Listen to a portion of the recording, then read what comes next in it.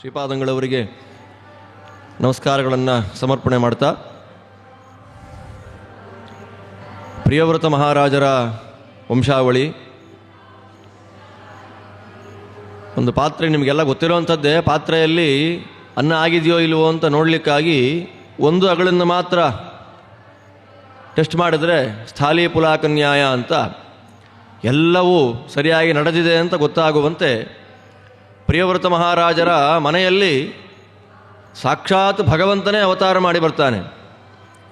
ಋಷಭನಾಮಕನಾಗಿ ಅವತಾರ ಮಾಡ್ತಾನೆ. ಅವನಿಗೆ ಋಷಭ ಅಂತ ಹೆಸರು ಯಾಕೆ? ಮತ್ತು ಋಷಭ ಅಂತಂದರೆ ದೊಡ್ಡವನು, ಉತ್ತಮ, ಶ್ರೇಷ್ಠ ಅಂತೆಲ್ಲ ಅರ್ಥ ಇದೆ. ಋಷಭ ಅನ್ನೋ ಹೆಸರಿಗೆ ಋಷಭನೇ ಅರ್ಥ ಮಾಡುವಾಗ ದೂರೇ ಕೃತೋಮೆ ಅಥವಾ ಪೃಷ್ಠೇ ಕೃತೋಮೆ ಯತ್ ಅಧರ್ಮ ಆರಾತ್ ಅಥೋ ಹಿಮಾಂ ಋಷಭಂ ಪ್ರಾಹುರಾರ್ಯಾ ಅಂತ ಅವನ ಹೆಸರಿಗೆ ಅವನೇ ಅರ್ಥವನ್ನು ಕೊಟ್ಟಿದ್ದಾನೆ. ಮಕ್ಕಳಿಗೆ ಉಪದೇಶ ಮಾಡುವಾಗ ಅಧರ್ಮವನ್ನು ತುಂಬ ದೂರ ಮಾಡಿದ್ದೇನೆ, ಅಧರ್ಮಕ್ಕೂ ನನಗೂ ಸಂಪರ್ಕವೇ ಇಲ್ಲ, ಆದ್ದರಿಂದ ನನಗೆ ಋಷಭ ಅಂತ ಹೆಸರು. ಆದ್ದರಿಂದ ನಾವು ಧರ್ಮಾಚರಣೆಯಲ್ಲಿ ಶುದ್ಧರಾಗಿರಬೇಕು ಅಂದರೆ ಶಾಸ್ತ್ರವಿಹಿತಗಳಾದ ನಮ್ಮ ವರ್ಣಾಶ್ರಮೋಚಿತವಾದ ಕರ್ಮಗಳನ್ನು ನಮ್ಮ ಯೋಗ್ಯತೆ ಎಷ್ಟಾದರೂ ಮಾಡಬೇಕು ಅಂತಂದರೆ ಋಷಭನಾಮಕನಾದ ಭಗವಂತನಿಗೆ ಯಾಕೆ ಹೆಸರು ಬಂತು ಅಂತ ಅನುಸಂಧಾನ ಮಾಡಿದರೆ ಅದು ಅನುಗ್ರಹ ಆಗಲಿಕ್ಕೆ ಸಾಧ್ಯ ಇದೆ. ಈ ದೃಷ್ಟಿಯಲ್ಲಿ ಋಷಭನ ಅವತಾರ, ಆ ಅವತಾರದ ವೈಭವವೇ ತುಂಬ ದೊಡ್ಡದಾಗಿದೆ. ತುಂಬ ಸುಂದರವಾಗಿ ನಿರೂಪಣೆ ಮಾಡ್ತಾರೆ ಅದನ್ನು. ನಾಭಿರಾಜ ಸಂತಾನ ಬೇಕು ಅಂತ ಯಜ್ಞ ಮಾಡ್ತಾ ಇರತಕ್ಕಂಥ ಕಾಲದಲ್ಲಿ ಪ್ರವರ್ಗ್ಯ ಮಂತ್ರಗಳಿಂದ ಘರ್ಮದ ಆಹುತಿಯನ್ನು ಕೊಡ್ತಾರೆ. ಪ್ರವರ್ಗ್ಯ ಅಂತ ಕೆಲವು ಮಂತ್ರಗಳಿವೆ, ಘರ್ಮ ಅಂತ ಒಂದು ಆಹುತಿ ಇದೆ. ಅದರ ಬಗ್ಗೆ ವ್ಯಾಖ್ಯಾನ ಮಾಡ್ತಾ ಹೋಗ್ಬಿಟ್ರೆ ವೇದ ವ್ಯಾಖ್ಯಾನವನ್ನು ಮಾಡಬೇಕಾಗತ್ತೆ, ಪ್ರಸಂಗ ಇಲ್ಲ, ಆದ್ದರಿಂದ ಬೇಡ. ಆ ಆಹುತಿಯನ್ನು ಕೊಡುವಾಗ ಸಾಮಾನ್ಯವಾಗಿ ದೊಡ್ಡವರು, ಋಷಿಗಳು, ದೇವತೆಗಳೆಲ್ಲ ಯಜ್ಞ ಮಾಡುವಾಗ ಆ ಪ್ರತಿಪಾದ್ಯರಾದ ದೇವತೆಗಳು ಬಂದು ಆಹುತಿಯನ್ನು ಸ್ವೀಕಾರ ಮಾಡೋ ಸಂಪ್ರದಾಯ ಪದ್ಧತಿ, ದೇವತೆಗಳು ಬರ್ತಾ ಇದ್ರು. ಬಟ್ ಇಲ್ಲಿ ಏನಾಯಿತು, ದೇವರೇ ಬಂದುಬಿಟ್ಟ. ಆಹುತಿಯನ್ನು ಕೊಡೋ ಕಾಲಕ್ಕೆ ಭಗವಂತನೇ ಪ್ರಾದುರ್ಭೂತನಾಗ್ಬಿಟ್ಟ. ಆಶ್ಚರ್ಯ. ಇಲ್ಲಿ ಹೇಳ್ತಾರೆ, ಎಷ್ಟೆಲ್ಲ ಶುದ್ಧವಾಗಿದ್ದರೂ ಕೂಡ ಭಗವಂತ ಬರಲ್ಲ ಅಂತ.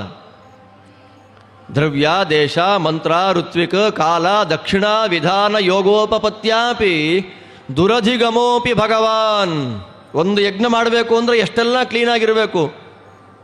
ದ್ರವ್ಯ, ಹಾಕುವ ಪದಾರ್ಥಗಳು, ದೇಶ, ಕೂಡುವ ಕಾಲ, ಮಂತ್ರ, ಋತ್ವಿಕ್ಗಳು, ದಕ್ಷಿಣೆಗಳು, ಯಜ್ಞವನ್ನು ಶಾಸ್ತ್ರೋಕ್ತವಾಗಿ ಮಾಡುವ ಕ್ರಮ, ಇದೆಲ್ಲ ಕರೆಕ್ಟಾಗಿದ್ದರೂ ಕೂಡ ದೇವರು ಬರ್ತಾನೆ ಅಂತ ಇಲ್ಲ. ದುರಧಿಗಮೋಪಿ ಭಗವಾನ್ ಬಂದ ಅಂದರು. ಭಾಗವತ ವತ್ಸಲತೆಯ ಯಜ್ಞ ಮಾಡ್ತಾ ಇರ್ತಕ್ಕಂಥವ್ರು ಯಾರು? ನನ್ನ ಭಕ್ತರು ಅನ್ನುವ ಚಿಂತನೆಯಿಂದ ಭಗವಂತ ಅಲ್ಲಿ ಬಂದು ನಿಂತ್ಕೊಂಡ. ಜ್ಞಾನಿಗಳ ಕ್ರಮ ಹೇಗಿರುತ್ತೆ? ಯಜ್ಞ ಮಾಡಿದ್ದು ಯಾಕೆ? ಮಗು ಬೇಕು ಅಂತ. ದೇವರು ಬಂದ. ಅಲ್ಲಿದ್ದಂತಹ ಋಷಿಮುನಿಗಳೆಲ್ಲ ಏನು ಕೇಳಬೇಕು? ಸ್ವಾಮಿ, ರಾಜನಿಗೆ ಮಗು ಬೇಕಂತೆ, ಅನುಗ್ರಹ ಮಾಡಿಬಿಡಿ. ಅವ್ರು ಹೇಳಲಿಲ್ಲ. ಅವ್ರು ಆಡಿದ ಮಾತು, ಸ್ತೋತ್ರ ಮಾಡ್ತಾರೆ ದೇವರನ್ನ. ಸ್ತೋತ್ರ ಮಾಡಿ ಒಂದು ಮಾತಂತಾರೆ, ಅಥ ಕಥಂಚನ. ಸ್ವಾಮಿ, ಯಾವಾಗಲೂ ಒಂದ್ಸಲ ನಮಗೆ ಸೀನ್ ಬರುತ್ತೆ, ನೆಗಡಿಯಾದಾಗ. 24 hours ಬರಲ್ಲ, ನೆಗಡಿಯಾದಾಗ ಬರುತ್ತೆ. ಆಗ ನಿನ್ನ ಸ್ಮರಣೆ ಬರುವಂತೆ ಮಾಡು. ಇವತ್ತು ವಿಶೇಷವಾಗಿ ಪಾಠ ಮಾಡಬೇಕಾದ್ದು ನಾವು. ನಮ್ಮಲ್ಲಿ ಹುಡುಗರೆಲ್ಲ ಇವಾಗ ಧಾರ್ಮಿಕ ಜಾಗೃತಿ ಜಾಸ್ತಿ ಆಗ್ತಾ ಇದೆ ಯುವಕರಲ್ಲಿ. ಜಾಗೃತಿ ಆಗುವಾಗ ಒಂದು ಎಲ್ಲ ಹೊರಗಡೆ ಕಾರ್ಪೊರೇಟ್ ವರ್ಲ್ಡಲ್ಲಿ ಕೆಲಸ ಮಾಡೋರಾದ್ದರಿಂದ ಮಠಗಳಿಗೂ ಬರ್ತಾರೆ, ವಿದ್ವಾಂಸರ ಹತ್ರ ಪಾಠಕ್ಕೂ ಬರ್ತಾರೆ. ಹಾಗೆ ಅಲ್ಲಿ ಕೆಲಸವನ್ನು, ಆ ಆಫೀಸ್ ಕಲ್ಚರನ್ನು ಉಳಿಸ್ಕೊಂಡಿದ್ದಾರೆ. ಅಲ್ಲಿರುವಾಗ ನನ್ನ ಗಮನಕ್ಕೆ ಬಂದ ಒಂದು ವಿಷಯ ಇಲ್ಲಿ ಹೇಳೋದು. ಕ್ಷುತ ಸೀನ್ ಬಂದಾಗ ಅಲ್ಲಿದ್ದಾಗ ಏನನ್ಬೇಕು? ಎಕ್ಸ್ಕ್ಯೂಸ್ ಮೀ ಅನ್ಬೇಕು. ಮಠಕ್ಕೆ ಬಂದಾಗ ಕೃಷ್ಣ ಅನ್ನಬೇಕು ಅಂತ ಆ ಹುಡುಗರು ಮಾತಾಡುವಾಗ ನಾನು ಕೇಳಿಸ್ಕೊಂಡಿದ್ದೆ ಅದನ್ನು.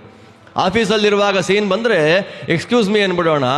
ಮಠದಲ್ಲಿ, ಮಡಿಯಲ್ಲಿ ಸ್ವಾಮಿಗಳು ಪಾರಾಯಣ ಇಲ್ಲಿಗೆಲ್ಲ ಹೋದಾಗ ಶ್ರೀಕೃಷ್ಣ ಅಂತ ಅನ್ನೋಣ ಅಂತ ನಾಮಸ್ಮರಣೆ.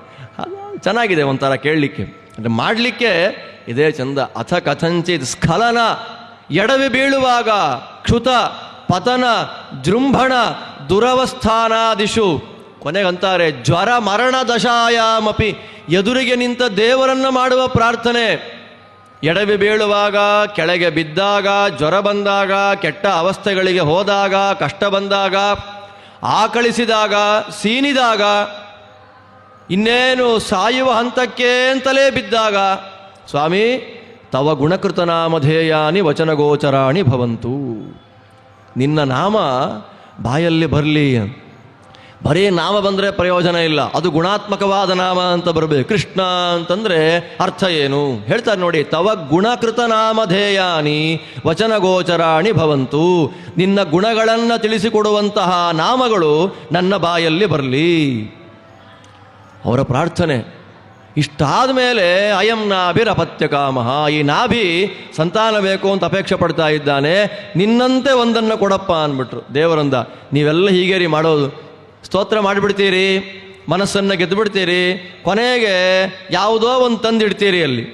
ನಿನ್ನಂತೆ ಕೊಡು ಅಂದ್ರಿ, ನನ್ನಂತೆ ಇನ್ನೊಂದು ಯಾವುದು ಲೋಕದಲ್ಲಿ ಇಲ್ಲವೇ ಇಲ್ಲ, ಅದಕ್ಕೆ ನಿಮ್ಮ ಪ್ರಾರ್ಥನೆಗೆ ಒಳಗಾಗಿ ನಾನೇ ಬರಬೇಕಿವಾಗ ಅಂತ ಭಗವಂತ ಏನು ಮಾಡ್ತಾನೆ, ಅವಧೂತ ಚರ್ಯೆಯನ್ನು ತೋರಿಸುವಂತಹ ರೂಪದಲ್ಲಿ ಬಂದ. ಅದೇ ಋಷಭರೂಪ. ಪರಮಹಂಸರಾದಂತಹ ಕವಿ, ಹರಿ, ಅಂತರಿಕ್ಷ, ದ್ರುಮಿಳ, ಚಮಸ, ಆವಿರ್ಹೋತ್ರ, ಪಿಪ್ಪಲ, ಕರಭಾಜನ ಅಂತ ದೊಡ್ಡ ಜ್ಞಾನಿಗಳು 11ನೇ ಸ್ಕಂದದಲ್ಲಿ ಅವರ ಬಗ್ಗೆ ಉಲ್ಲೇಖ ಬರುತ್ತೆ. ಅದಾದ ಮೇಲೆ ಇನ್ನೂ 80 ಚಿಲ್ಲರೆ ಅವರೆಲ್ಲ ಬ್ರಾಹ್ಮಣರಾಗಿ ಹೊರಟು ಹೋದರು ಅಂತ ಹೇಳ್ತಾರೆ. ಅದಾದ ಮೇಲೆ ಮತ್ತೊಬ್ಬ ಪ್ರಧಾನನಾದವನೇ ಭರತ. ಯಾರಿಂದ ನಮ್ಮ ದೇಶಕ್ಕೆ ಹೆಸರು ಬಂತೋ ಅವನು. ನಿಮ್ಮ ದೇಶ ಯಾವುದು ಅಂತಂದರೆ ಯಾವುದೋ ಒಂದು 5 ಅಕ್ಷರದ ಹೇಳಿಬಿಡ್ತಾರೆ, ಅದು ಹೇಳಲಿಕ್ಕೆ ಅಸಹ್ಯವಾಗುತ್ತೆ. ಇಂಡಿಯಾ ಏನು ಒಂದು ಭಾವನೆಯೇ ಇಲ್ಲ. ಋಷಿಗಳು, ಮುನಿಗಳು, ತೀರ್ಥಗಳು ಯಾವುದೂ ಆ ಶಬ್ದದಿಂದ ಉಲ್ಲೇಖ ಆಗೋದೇ ಇಲ್ಲ. 5ನೇ ಇದೆ ಈ ಸ್ಕಂದದಲ್ಲೇ ಏನೇದಂ ಭಾರತಂ ವ್ಯಪದಿಶಂತಿ, ಯಾರಿಂದ ಈ ಜಾಗವನ್ನು ಭಾರತ ಅಂತ ಕರೀತಾರೆ, ಭಾರತ ಅಂದರೆ ಏನು, ಭಾರತದ ವೈಭವ ಏನು, ಅದರ ಬಗ್ಗೆ ತುಂಬ ವಿಸ್ತಾರವಾಗಿ ತಿಳಿಸಿಕೊಡ್ತಾರೆ. ಭಾರತ ಅಂತನ್ನುವಾಗ ನಮಗೆ ಮುಖ್ಯ ಪ್ರಾಣ ದೇವರ ನೆನಪಾಗಬೇಕು. ಭಾ ಅಂದರೆ ಭಗವಂತ. ಅಲ್ಲಿ ಭಾ ಅಂದರೆ ಭಗವಂತ ಅಂತ ಹೆಂಗೆ ಗೊತ್ತಾಗತ್ತೆ ಅಂತಂದರೆ, ಆಚಾರ್ಯರು ಮಹಾಭಾರತ ಸಂಗ್ರಹ ಅಥವಾ ಯಮಕ ಭಾರತ ಅಂತ ಬರೆದಿದ್ದಾರೆ. ಅದರಲ್ಲಿ 32 ಅಥವಾ 33 ಅಕ್ಷರಗಳಿಂದ ಬರೀ ಭಾ ಭಾ ಭಾ ಭಾ ಅಂತ ಶುರುವಾಗುತ್ತೆ. ಕೇವಲ ಭಾ ಭಾ ಭಾ ಭಾ ಅಂತಲೇ ಶ್ಲೋಕ, ಇಡೀ ಶ್ಲೋಕ ಭಾ ಭಾ. ಅದನ್ನು ಭಾ ಅಭ ಅನ್ನೋದೆಲ್ಲ ನರಹರಿ ತೀರ್ಥರು ನಮ್ಮ ಟೀಕೆಯಲ್ಲಿ ಸ್ಪಷ್ಟವಾಗಿ ತೋರಿಸ್ತಾ ಇದ್ದಾರೆ. ಅಂತಹ ಭಾ ಶಬ್ದವಾಚ್ಯನಾದ ನಾಮಕನಾದ ಭಗವಂತನಲ್ಲಿ ರತರಾದ್ದರಿಂದ ಮುಖ್ಯ ಪ್ರಾಣದೇವರ ಹೆಸರೇನು? ಭಾರತ. ರತತ್ವಾದ್ ಭಾತ್ಮಕೆ ವಿಷ್ಣು ಅಥವಾ ಅಪಿ ಜಗದ್ಭೃತೆ. ಸಮಸ್ತ ಜಗತ್ತನ್ನು ಧರಿಸಿ ಗುಣಪೂರ್ಣ ಕಾಂತಿಮಂತನಾದ ಭಗವಂತನಲ್ಲೇ ಆಸಕ್ತರಾದ್ದರಿಂದ ವಾಯುದೇವರಿಗೆ ಭಾರತ ಅಂತ ಹೆಸರು. ಅವರ ಹೆಂಡತಿಯನ್ನು ಭಾರತಿ. ಇದೇ ರೀತಿ ಭಗವಂತನಲ್ಲಿ ಆಸಕ್ತಳಾಗಿ ಜಗದ್ಧಾರಕಳಾದ್ದರಿಂದ ನಮ್ಮ ಬಾಯಲ್ಲಿ ಸ್ತೋತ್ರಗಳು, ಭಗವಂತನ ಗುಣಗಾನಗಳು ಬರಬೇಕು, ಅನವರತವಾಗಿ ಅಸ್ಖಲಿತವಾಗಿ ಬರಬೇಕು ಅಂತಂದರೆ ಯಾವ ದೇವಿಯ ಅನುಗ್ರಹ ವಿಶೇಷವಾಗಿರಬೇಕೋ ಅಂಥ ದೇವಿ. ಭವತಿ ಯತ್ ಅನುಭಾವಾತ್ ಏಡ ಮೂಕೋಪಿ ವಾಗ್ಮಿ ಅಂತ ಹೇಳ್ತಾರೆ ಟೀಕಾಕೃತ್ಪಾದರು. ತುಂಬ ಸುಂದರವಾಗಿ ಭಾರತೀ ದೇವಿಯ ಪ್ರಾರ್ಥನೆಯನ್ನು ಮಾಡುವ ಕ್ರಮ. ಆದ್ದರಿಂದ ಅವರ ಹೆಸರು, ಗಂಡನ ಹೆಸರು ಭಾರತ, ಹೆಂಡತಿಯ ಹೆಸರು ಭಾರತಿ. ಆ ದೃಷ್ಟಿಯಲ್ಲಿ ನಾವು ಭಾರತ ದೇಶದವರು ಅಂತ ಹೇಳ್ಕೊಳ್ಳಿಕ್ಕೆ ಹೆಮ್ಮೆ ಆಗಬೇಕು. ವಾಯುದೇವರ ಸಂಬಂಧಪಟ್ಟವರು ನಾವು ಅಂತ ಆ ದೃಷ್ಟಿಯಲ್ಲಿ ಭರತ ಬಂದಿದ್ದಾನೆ. ಮಕ್ಕಳನ್ನೆಲ್ಲ ಕೂಡಿಸಿ ಉಪದೇಶ ಮಾಡ್ತಾರೆ.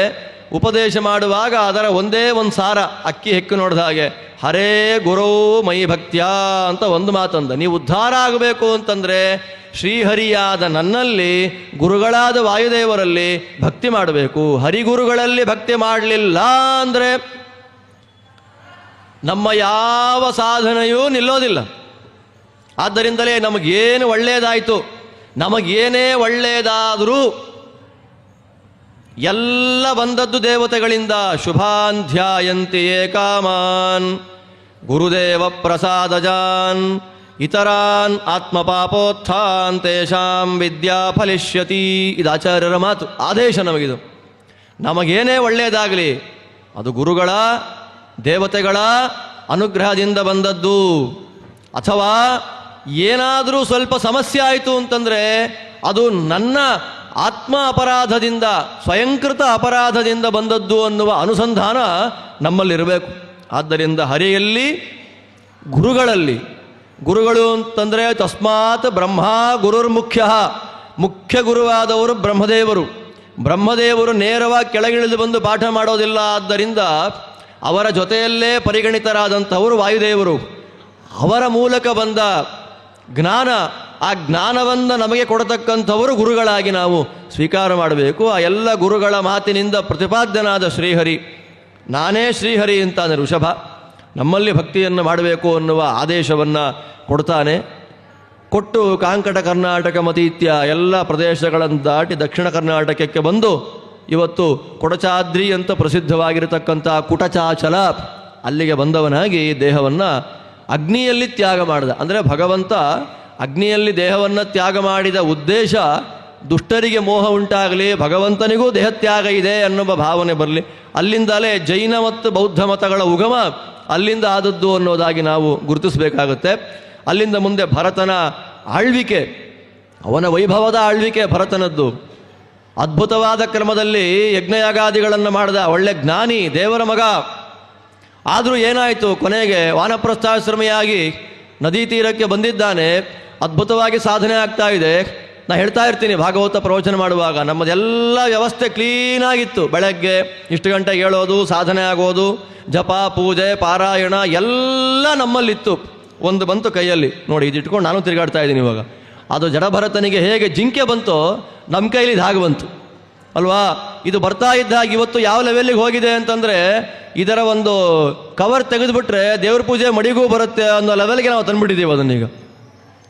ಎಲ್ಲೇ ಇರಲಿ, ಏನೇ ಮಾಡಲಿ, ಒಂದು ಪಾರಾಯಣ ಮಾಡಬೇಕಾದರೂ ಬೇಕು, ಪೂಜೆ ಮಾಡಬೇಕಾದರೂ ಬೇಕು, ಓಡಾಡಬೇಕಾದರೂ ಬೇಕು, ಸಕಲ ಕಾರ್ಯಗಳಿಗೂ ಇದು ಇಲ್ಲದೆ ಜೀವನ ಇಲ್ಲ ಅಂತಾಗಿದೆ. ಭರತ ಆ ಜಿಂಕೆಯ ಕೂಸನ್ನು ಇಟ್ಟುಕೊಂಡು ಸ್ನಾನ, ಸಂಧ್ಯಾವಂದನೆ, ಅಗ್ನಿಹೋತ್ರ, ಪೂಜೆ, ಸ್ವಾಧ್ಯಾಯ ಎಲ್ಲಕ್ಕೂ ಇಷ್ಟಿಷ್ಟು ಟೈಮ್ ಅಂತ ಇಟ್ಟಿದ್ದ. ಇದು ಬಂದ ಮೇಲೆ ಅದಕ್ಕೆ ಓಡಾಡಲಿಕ್ಕೆ, ಸುತ್ತಮುತ್ತ ತಿರುಗಾಡಲಿಕ್ಕೆ ಅಭ್ಯಾಸ ಆದಮೇಲಂತೂ ಕೂಡ ಅದೇನಾಗುತ್ತೋ, ನಾನು ಜಪ ಮಾಡ್ತಾ ಕೂತ್ರೆ ಯಾವುದೋ ಒಂದು ನರಿ ಬಂದು ತಿನ್ಕೊಂಡು ಹೋಗ್ಬಿಟ್ರೆ, ನಾನು ಜಪ ಮಾಡ್ತಾ ಕೂತಾಗ ಯಾವ ದೊಡ್ಡ ಪ್ರಾಣಿ ತುಳಿದು ಹಾಕಿ ಹೋಗಿಬಿಟ್ರೆ ಏನು ಮಾಡೋದು? ಆ ಆಲೋಚನೆಯಲ್ಲೇ ಅವನಿಗೇನಾಯಿತು, ಎಲ್ಲ ಹೋಯ್ತು. ಕೊನೆಗೆ ಅದೇನು ಮಾಡಿದ್ವಿ, ಓದೋಣ ಅಂತ ಕೂತ್ಕೊಳ್ತಾನೆ. ಅದು ಬಂದು ಬೆನ್ನೆಕ್ತಾ ಇದೆ ಅಂತೆ, ಕಿವಿ ಮೂಸ್ತಾ ಇದೆ, ಅದರ ಮೃದುವಾದ ಗೊರಸುಗಳಿಂದ ಬೆನ್ನು ಕೆರಿತಾ ಇದೆ. ಯಾರಿಗೆ ಓದಬೇಕು ಅನ್ಸತ್ತೆ, ಹಿಡ್ಕೊಳ್ತಾನೆ, ಮುದ್ದು ಮಾಡ್ತಾನೆ, ಎಲ್ಲ ಹೋಯ್ತು. ಸಾಧಕನಾಗಿದ್ದವನು ಸಂಸಾರಿಯಾದಂತೆ ಆಗಿಬಿಟ್ಟ. ಕೊನೆಗೆ ಅದರ ಲಾಲನೆ ಪಾಲನೆ ಪೋಷಣೆಗಳಲ್ಲೇ ಆಸಕ್ತನಾಗಿ ಮರಣಕಾಲ ಬಂದರೂ ಕೂಡ ಅವನೇನು ಮಾಡ್ತಾನೆ, ಜಿಂಕೆಯನ್ನೇ ಸ್ಮರಣೆ ಮಾಡ್ತಾ, ಅದೇನಾಗತ್ತೆ ಏನಾಗತ್ತೆ ಏನಾಗತ್ತೆ ಅಂತಲೇ ದೇಹತ್ಯಾಗ ಮಾಡ್ದ.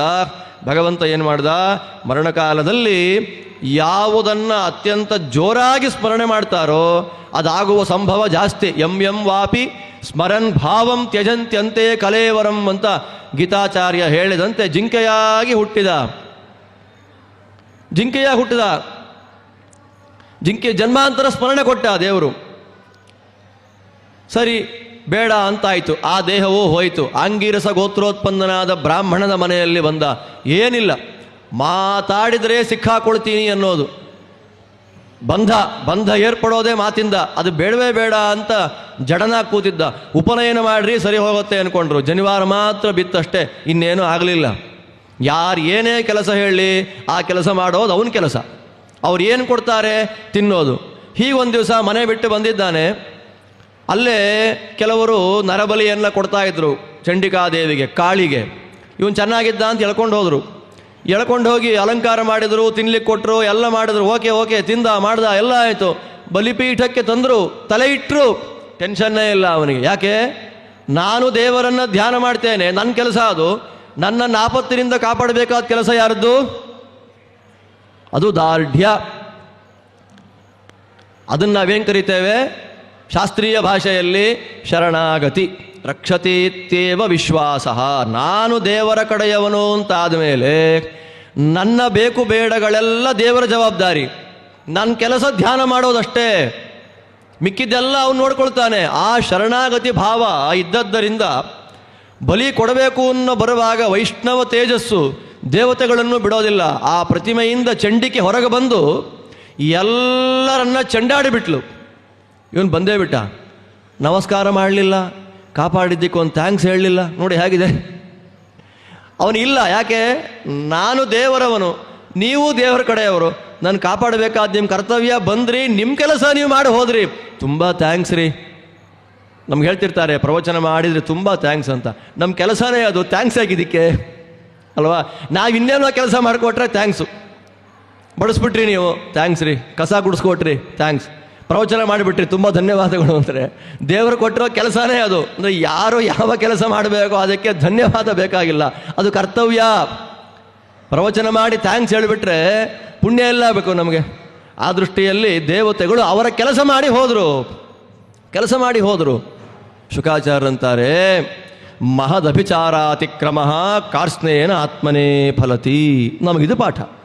ದೊಡ್ಡವರಲ್ಲಿ ಮಾಡುವ ಅಭಿಚಾರಗಳು, ದೊಡ್ಡವರಿಗೆ ಮಾಡುವ ವಿರೋಧಗಳು 1% ನಾವು ಮಾಡಿದರೆ 1,00,000% ಆಗಿ ನಮ್ಮ ತಲೆಗೆ ಬಂದು ಹೊಡೆಯುತ್ತೆ ಅನ್ನೋದಕ್ಕೆ ಇದು ಉದಾಹರಣೆ. ಭರತ ಬಂದ, ಇನ್ನೊಬ್ಬ ಇದ್ದ ರಹುಗಣ ಅಂತ. ಅವನು ಜಡಭರತರ ಸಂಪರ್ಕದಿಂದ ನೈಜವನ್ನು ತಿಳ್ಕೊಂಡ. ನಿಜ ವಾಸ್ತವ ಸ್ಥಿತಿ ಏನು ಅಂತ ಗೊತ್ತಾಯಿತು. ಆ ವಾಸ್ತವ ಸ್ಥಿತಿಯನ್ನು ನಿರೂಪಣೆ ಮಾಡಿಬಿಟ್ರೆ ವಾಸ್ತವವಾಗಿ 8 ಗಂಟೆ ಆಗೋಗುತ್ತೆ. ಆದ್ದರಿಂದ ವಾಸ್ತವ ಸ್ಥಿತಿ ನಿರೂಪಣೆ ಮಾಡಿದ ಅಂತ ನಾನು ಹೇಳ್ತೇನೆ ಅಷ್ಟೇ. ಭಾಗವತ ಎಷ್ಟು ಕೇಳಿದರೂ ಉಂಟು. ಇಷ್ಟು ಕೇಳಿದರೂ ಭಾಗವತವೇ, ಇಷ್ಟು ಕೇಳಿದರೂ ಭಾಗವತವೇ. ಇಷ್ಟು ಕೇಳಿದ್ದಕ್ಕೆ ಅಷ್ಟು ಕೇಳುವ ಆಸೆ ಬಂದರೆ ಕೇಳಿದ್ದಕ್ಕೆ ಸಾರ್ಥಕ. ಈ ದೃಷ್ಟಿಯಲ್ಲಿ ಅವನ ಉಪದೇಶದಿಂದ ಏನು ಮಾಡಿದ? ಸಂಸಾರವನ್ನು ತ್ಯಾಗ ಮಾಡಿ ಮೋಕ್ಷಕ್ಕೆ ಹೋದ ಅಂತ ಚರಿತ್ರೆ. ಅಂತಹ ಭರತ ಅತ್ಯಂತ ಶ್ರೇಷ್ಠನಾಗಿರ್ತಕ್ಕಂಥ ಜ್ಞಾನಿ. ನಾವಿಲ್ಲಿರೋದು, ಇಲ್ಲಿ ಊಟ ಮಾಡೋದು, ಇಲ್ಲಿ ಬದುಕಿರೋದು, ಜಪತಪಾನುಷ್ಠಾನ ಮಾಡೋದು, ಅದೆಲ್ಲದರ ಒಂದಂಶದ ಪುಣ್ಯ ಅವನಿಗೆ ಹೋಗ್ತಾ ಇದೆ.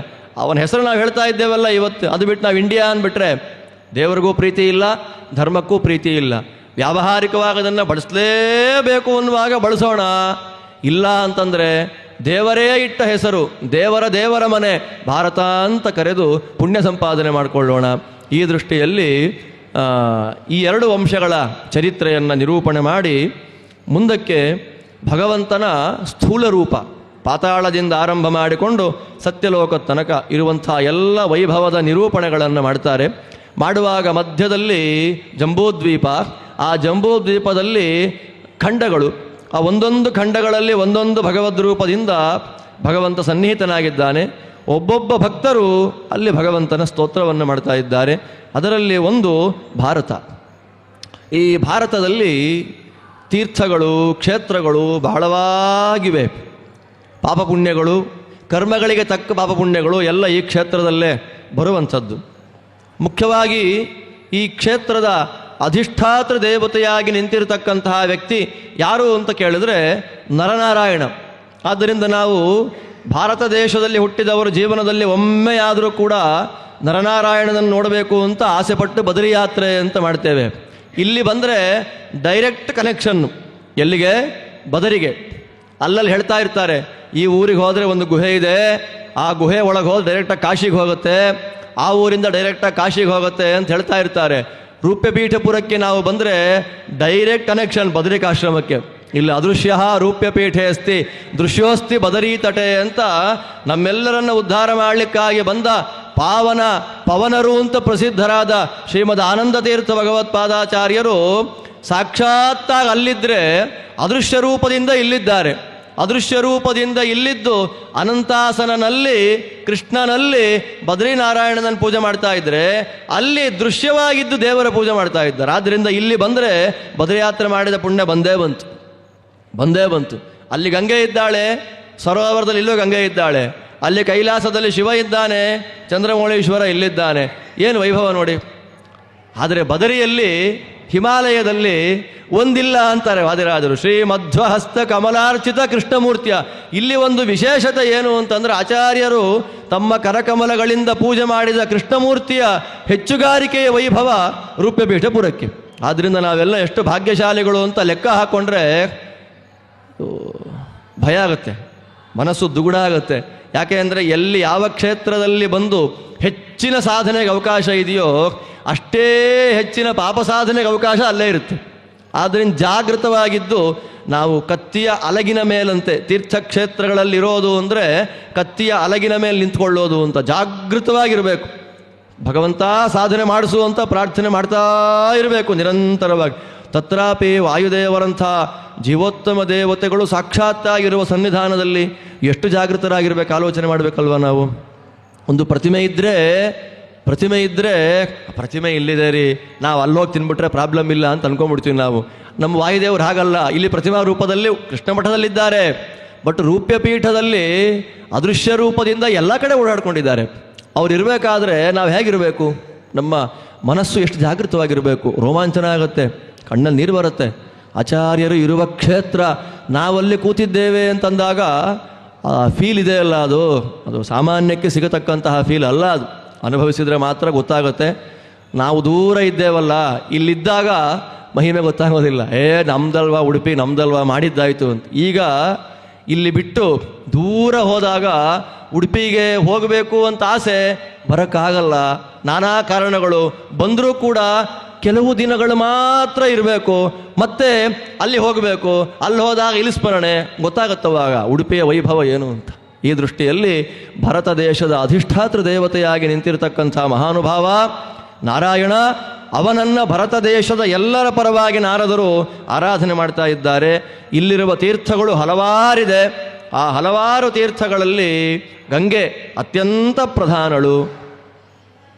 ಗಂಗೆಯ ನಂತರದಲ್ಲಿ ಬರತಕ್ಕಂಥವಳು ಗೋದಾವರಿ, ಗೋದಾವರಿಯ ಸಮನಂತರದಲ್ಲಿ ಕೃಷ್ಣವೇಣಿ, ಕೃಷ್ಣವೇಣಿಗೆ ಸಮಾನವಾದ 3 ತೀರ್ಥಗಳು ಸ್ವಾಮಿ ತೀರ್ಥ, ಚಂದ್ರತೀರ್ಥ, ಮಾನಸ ಸರೋವರ. ಅಲ್ಲಿಂದ ಎಲ್ಲ ನದಿಗಳು ನಮಗೆ ತಾರತಮ್ಯದಲ್ಲಿ ಸಿಗುತ್ತಾ ಇದೆ. ಆದ್ದರಿಂದ ಬೇರೆ ಬೇರೆ ಭೂಪ್ರದೇಶಗಳಲ್ಲಿ ಹುಟ್ಟಿ ವೈಭವದ ಜೀವನ ಮಾಡೋದು ಒಂದೇ, ಅನುಸಂಧಾನ ಇಟ್ಟುಕೊಂಡು ಭಾರತದಲ್ಲಿ ಒಂದು ಕ್ಷಣ ಇರೋದು ಒಂದೇ. ಕ್ಷಣಾಯುಷಾಂ ಭಾರತ ಭೂಜಯೋ ವರಹ.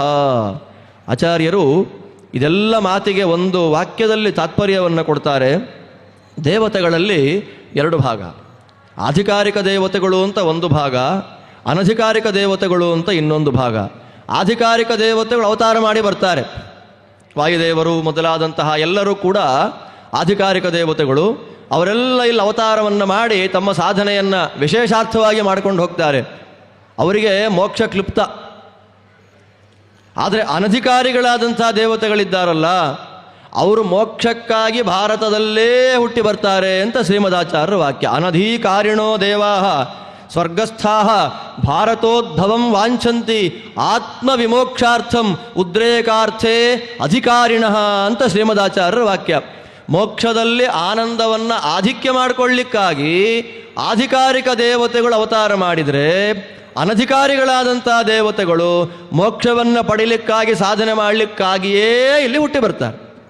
ಅಂತಹವರ ಗುಂಪಿನಲ್ಲಿ ನಮ್ಮನ್ನೊಬ್ಬನ ರಪ್ಪ ಅಂತ ಹಾಕಿದ್ದಾನೆ ದೇವರು ಅಂತಂದರೆ ಎಷ್ಟು ಜಾಗೃತವಾಗಿರ್ಬೇಕು. ಯಾವ ಸಂಧಿಯಲ್ಲಿ ಯಾರಿರ್ತಾರೋ ಅಲ್ವಾ, ಎಲ್ಲಿಂದ ಯಾರು ಬರ್ತಾರೋ, ಎಲ್ಲಿಂದ ಏನಿದೆಯೋ, ಯಾವ ಸಾಧಕರು ಯಾವ ಯೋನಿಯಲ್ಲಿ ಯಾವ ಪ್ರಾರಬ್ಧದಿಂದ ಹೇಗೆ ಹುಟ್ಟಿದಾರೋ ಗೊತ್ತಿಲ್ಲ, ಸಾಧನೆ ಮಾಡಿಕೊಳ್ಳಿಕ್ಕಾಗಿ ಬರ್ತಾರಿಲ್ಲಿ. ಆದ್ದರಿಂದ ನಾವು ಇದು ಸಾಧನಾ ಭೂಮಿ, ನನ್ನನ್ನು ಭಗವಂತ ಹಾಕಿದ್ದಾನೆ, ಮಾಡಬೇಕಾದ್ದು ಕರ್ತವ್ಯ ಅಂತ ಯಥಾಯೋಗ್ಯವಾದ ನಮ್ಮ ಯೋಗ್ಯತೆಗೆ ಅನುಗುಣವಾದ ಸಾಧನೆಯನ್ನು ಮಾಡ್ಕೊಂಡು ಹೋಗೋದೇ ಭಗವಂತನಿಗೆ ನಾವು ಕೊಡುವ ಕೃತಜ್ಞತಾ ಸಮರ್ಪಣೆ.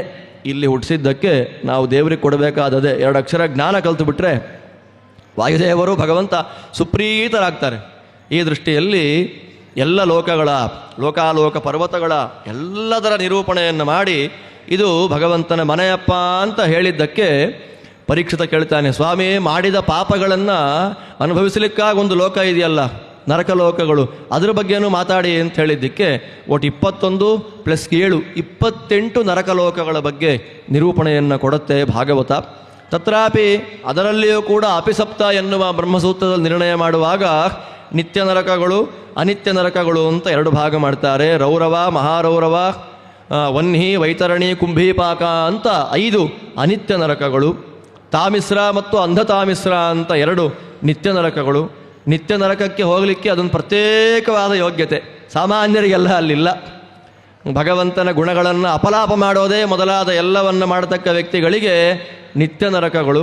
ಇಲ್ಲಿ ಬಂದು ಪಾಪಾದಿಗಳನ್ನು ಮಾಡಿದವರಿಗೆ ಪಾಪಕ್ಕೆ ತಕ್ಕ ಪ್ರತಿಫಲ ಅನುಭವಿಸಲಿಕ್ಕಾಗಿ ನರಕಾದಿ ಲೋಕಗಳು ಅಂತ ಹೇಳಿದಾಗ ಪರೀಕ್ಷಿತ ಕೇಳ್ತಾನೆ, ಸ್ವಾಮಿ ಹಾಗಾದರೆ ಮಾಡಿದ ಕರ್ಮಕ್ಕೆಲ್ಲ ನರಕ ಬರಬೇಕು, ಯಾಕೆ ಅಂತಂದರೆ ಪ್ರಾಯಶ್ಚಿತ್ತ ಅಂತನ್ನೋದು ನಾವು ಮಾಡುವಾಗ ಅನುಸಂಧಾನ ಇಲ್ಲದೆ ಮಾಡಿಬಿಡ್ತೇವೆ.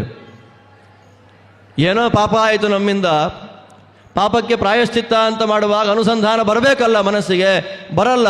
ಏನು ಮಾಡ್ಬೋದು? ಅವಿದ್ವದ್ ಅಧಿಕಾರಿತ್ವಾತ್ ಪ್ರಾಯಶ್ಚಿತ್ತ ವಿಮರ್ಶನಂ. ಜ್ಞಾನಿಗಳು ಪ್ರಾಯಶ್ಚಿತ್ತವನ್ನು ಮಾಡಿಕೊಂಡ್ರೆ ಒಂದು ಲೆವೆಲ್ ಇದೆ, ಅಜ್ಞಾನಿಗಳು ಪ್ರಾಯಶ್ಚಿತ್ತವನ್ನು ಮಾಡಿಕೊಂಡ್ರೆ ಫಲ ಹೇಗೆ? ಆದ್ದರಿಂದ ಕೆಸರಾದ ಕೈಯನ್ನು ಕೆಸರು ನೀರಿನಿಂದ ತೊಳ್ಕೊಂಡ ಹಾಗೆ ಏನಾಯಿತು? ಕರ್ಮಗಳನ್ನು ಮಾಡಿ ಪ್ರಾಯಶ್ಚಿತ್ತವನ್ನು ಮಾಡಿಕೊಳ್ಳೋದು.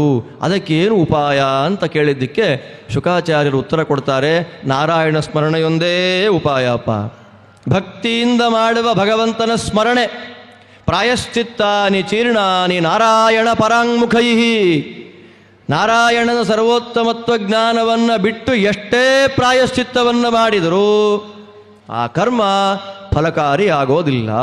ಆದ್ದರಿಂದ ನಾಮಸ್ಮರಣೆಗೆ ಮಿಗಿಲಾದ ಒಂದು ಉಪಾಯ ಇನ್ನೊಂದಿಲ್ಲ. ಪ್ರಾಯಶ್ಚಿತ್ತಂತು ಸರ್ವೇಷಾಂ ಹರಿ ಸಂಸ್ಮರಣಂ ಪರಂ. ಶ್ರೀಹರಿ ಅನ್ನುವ ನಾಮಸ್ಮರಣೆಗೆ ಎಷ್ಟು ಪಾಪಗಳನ್ನು ಪರಿಹಾರ ಮಾಡುವ ಸಾಮರ್ಥ್ಯ ಇದೆ ಅಂದರೆ ಅಷ್ಟು ಪಾಪಗಳನ್ನು ಅನಂತ ಜನ್ಮಗಳಲ್ಲಿ ನಮಗೆ ಮಾಡಲಿಕ್ಕಾಗೋದಿಲ್ಲ. ಕೇವಲ ಒಮ್ಮೆ ಶ್ರೀಹರಿ ಅಂದರೆ ಎಲ್ಲ ಪಾಪಗಳನ್ನು ಪರಿಹರಿಸಿಬಿಡ್ತಾನೆ ಸ್ವಾಮಿ. ಈ ದೃಷ್ಟಿಯಲ್ಲಿ ಕಥೆ ಅಜಾಮಿಳನ ವಿಶಿಷ್ಟವಾದ ಉಪಾಖ್ಯಾನ. ಅವನು ಕೊನೆ ಮಗ ಅಂಗಳದಲ್ಲಿ ಆಡ್ತಾ ಇದ್ದ. ಯಮದೂತರು ಬಂದು ಕೂತ್ಕೊಂಡ್ಬಿಟ್ರಿ ಇಲ್ಲಿ. ಬಂದಾಗ ಆ ಕೊನೆಯ ಮಗನ್ನ ನೋಡಿ ಯಮದೂತರು ಬಂದಾಗ ಭಯ ಆಯಿತು. ನಾರಾಯಣ ಅಂದ. ಅಂತ್ಯಕಾಲದಲ್ಲಿ ನಾರಾಯಣ ಅಂತ ಇದ್ದ ಹಾಗೆ ವಿಷ್ಣುದೂತರು ಬಂದರು. ಅಲ್ಲಿ ಯಮದೂತರಿಗೂ ವಿಷ್ಣುದೂತರಿಗೂ ಸಂವಾದ ನಡೆದೋಯ್ತು. ಕೊನೆಗೆ ಸಿದ್ಧವಾದ ಪ್ರಮೇಯ ಯಾವುದು ಅಂತಂದರೆ ನಾರಾಯಣ ನಾಮಸ್ಮರಣೆಗೆ ಬಲ ಅಂತ. ನಮಗಿನ್ನೂ ಡೌಟ್ಸ್ ಇದೆಯಲ್ಲ ಅಂದರೆ ನಿಮ್ಮ ಗುರುವೇ ಮಹಾಭಾಗವತ, ಅವನು ಹೋಗಿ ಕೇಳ್ಕೊಳ್ಳಿ ಅಂತಂದು. ಇತ್ತ ಇವನು ಎದ್ದ, ಎಂಥ ತಪ್ಪು ಮಾಡಿಬಿಟ್ಟೆ ನಾನು ಅಂತ ಹೇಳಿ ಹರಿದ್ವಾರಕ್ಕೆ ಹೋಗಿ ಸಾಧನೆ ಮಾಡಿಕೊಂಡು ಮೋಕ್ಷಕ್ಕೆ ಹೋದ ಎನ್ನುವಂಥ ಉಲ್ಲೇಖ ಬರುತ್ತೆ. ಯಮದೂತರು ಏನು ಮಾಡ್ತಾರೆ?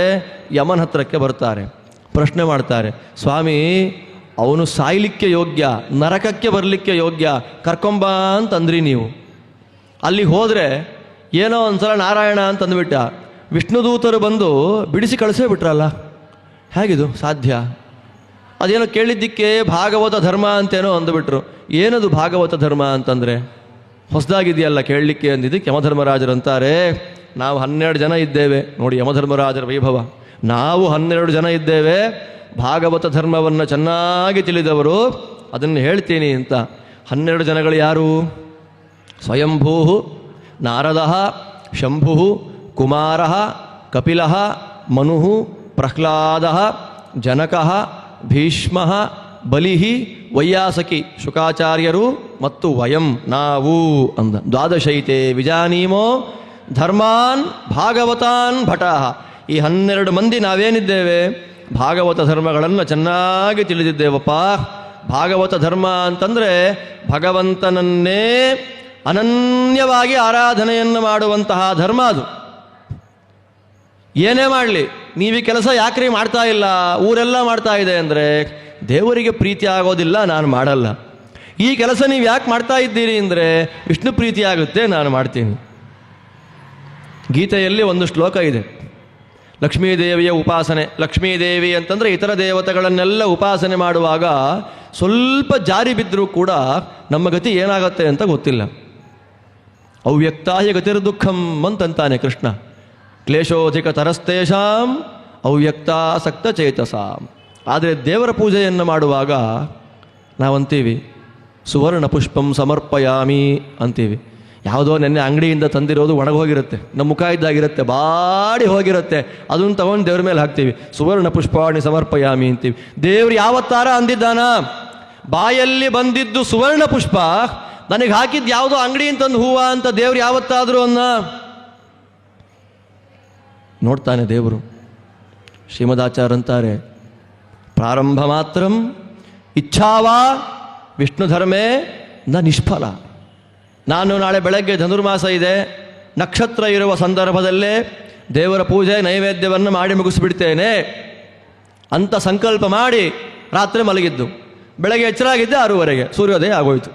ಪಾಪನೋ ಪುಣ್ಯನೋ ದೇವರಂತ ಸಂಕಲ್ಪ ಮಾಡಿದೆ ಅಲ್ವೇನಪ್ಪ, ಪುಣ್ಯ ಕೊಡ್ತೀನಿ. ಯಾವುದೋ ಒಂದು ಜನ್ಮದಲ್ಲಿ ಧನುರ್ಮಾಸದಲ್ಲಿ ಪೂರ್ಣವಾಗಿ ನಕ್ಷತ್ರ ಇರೋ ಕಾಲಕ್ಕೆ ಪೂಜೆ ಮಾಡಿಸ್ತೀನಿ ನಿನ್ನ ಕೈಲಿ. ನೇಹಾಭಿಕ್ರಮನಾಶೋಸ್ತಿ. ಇತರ ದೇವತೆಗಳ ಪೂಜೆ ಮಾಡಬೇಕಾದ್ರೆ ಇಂತಹ ಹೂವ, ಇಂತಹ ವಸ್ತ್ರ, ಇಂತಹ ಬಣ್ಣದ ಗಂಧ, ಇಂಥ ನೈವೇದ್ಯ, ಇಂಥ ದಿಕ್ಕಿನಲ್ಲಿ ಕೂತ್ಕೊಂಡು ಪೂಜೆ ಎಲ್ಲ ಇದೆ. ದೇವರ ವಿಷಯದಲ್ಲಿ ದೇವರ ವಿಷಯ ಕೇಳಿ, ನಾ ಇಹ ಅಭಿಕ್ರಮನಾಶೋಸ್ತಿ. ಅಭಿಕ್ರಮನಾಶ ಇಲ್ಲ, ಆರ್ಡರ್ ಆಗಿ ಮಾಡಬೇಕು ಅನ್ನೋದಿಲ್ಲ. ಭಕ್ತಿ ಒಂದಿದ್ರೆ ಸಾಕು. ಪ್ರತ್ಯವಾಯೋ ನ ವಿದ್ಯತೆ. ವ್ಯತ್ಯಾಸ ಫಲ ಬಂದ್ಬಿಟ್ರೆ ಏನು ಮಾಡೋದು? ಇತರ ದೇವತೆಗಳನ್ನು ಪೂಜೆ ಮಾಡುವಾಗ ಇಂತಿಷ್ಟೇ ಹೂವು, ಇಂತಿಷ್ಟೇ ಪ್ರಮಾಣದ ನೈವೇದ್ಯ, ಇಂತಿಷ್ಟೇ ಗಂಧ ಕ್ರಮ ಇದೆ. ಸ್ವಲ್ಪ ಹೆಚ್ಚು ಕಡಿಮೆ ಆದರೆ ಪ್ರತ್ಯವಾಯ ಉಲ್ಟಾ ಹೊಡೆದು ಬಿಡುತ್ತೆ. ದೇವರ ಪೂಜೆಯಲ್ಲಿ ಹಾಗಲ್ಲ. ಪ್ರತ್ಯವಾಯೋ ನ ವಿದ್ಯತೆ.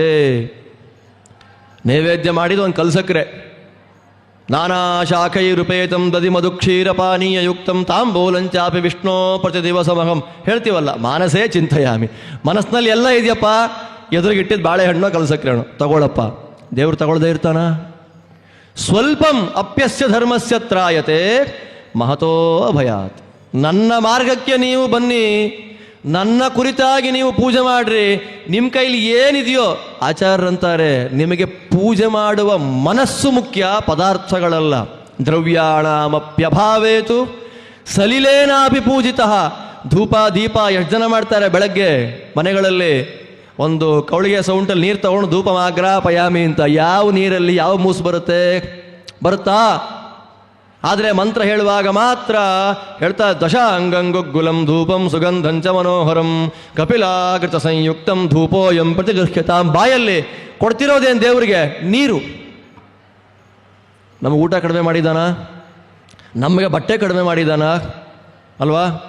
ರಾತ್ರಿ ನಾವು ಮಲಗಿದ್ದೇವೆ, ಬೆಳಗ್ಗೆ ಎಚ್ಚರ ಆಗುವಾಗ ನಮ್ಮ ನೆನಪಿನ ಶಕ್ತಿ ಎಲ್ಲ ಹೊರಟೋಗಿದ್ರೆ ಏನು ಮಾಡೋದು? ಮಲಗಿದವ್ರು ಯಾರು, ಎದ್ದವ್ರು ಯಾರು? ಯಾವತ್ತಾದ್ರೂ ದೇವ್ರು ಹಾಗೆ ಮಾಡಿದಾನ ನಮಗೆ? ಸೂರ್ಯಕ್ಕೆ ಕಡಿಮೆ ಮಾಡಿದಾನ?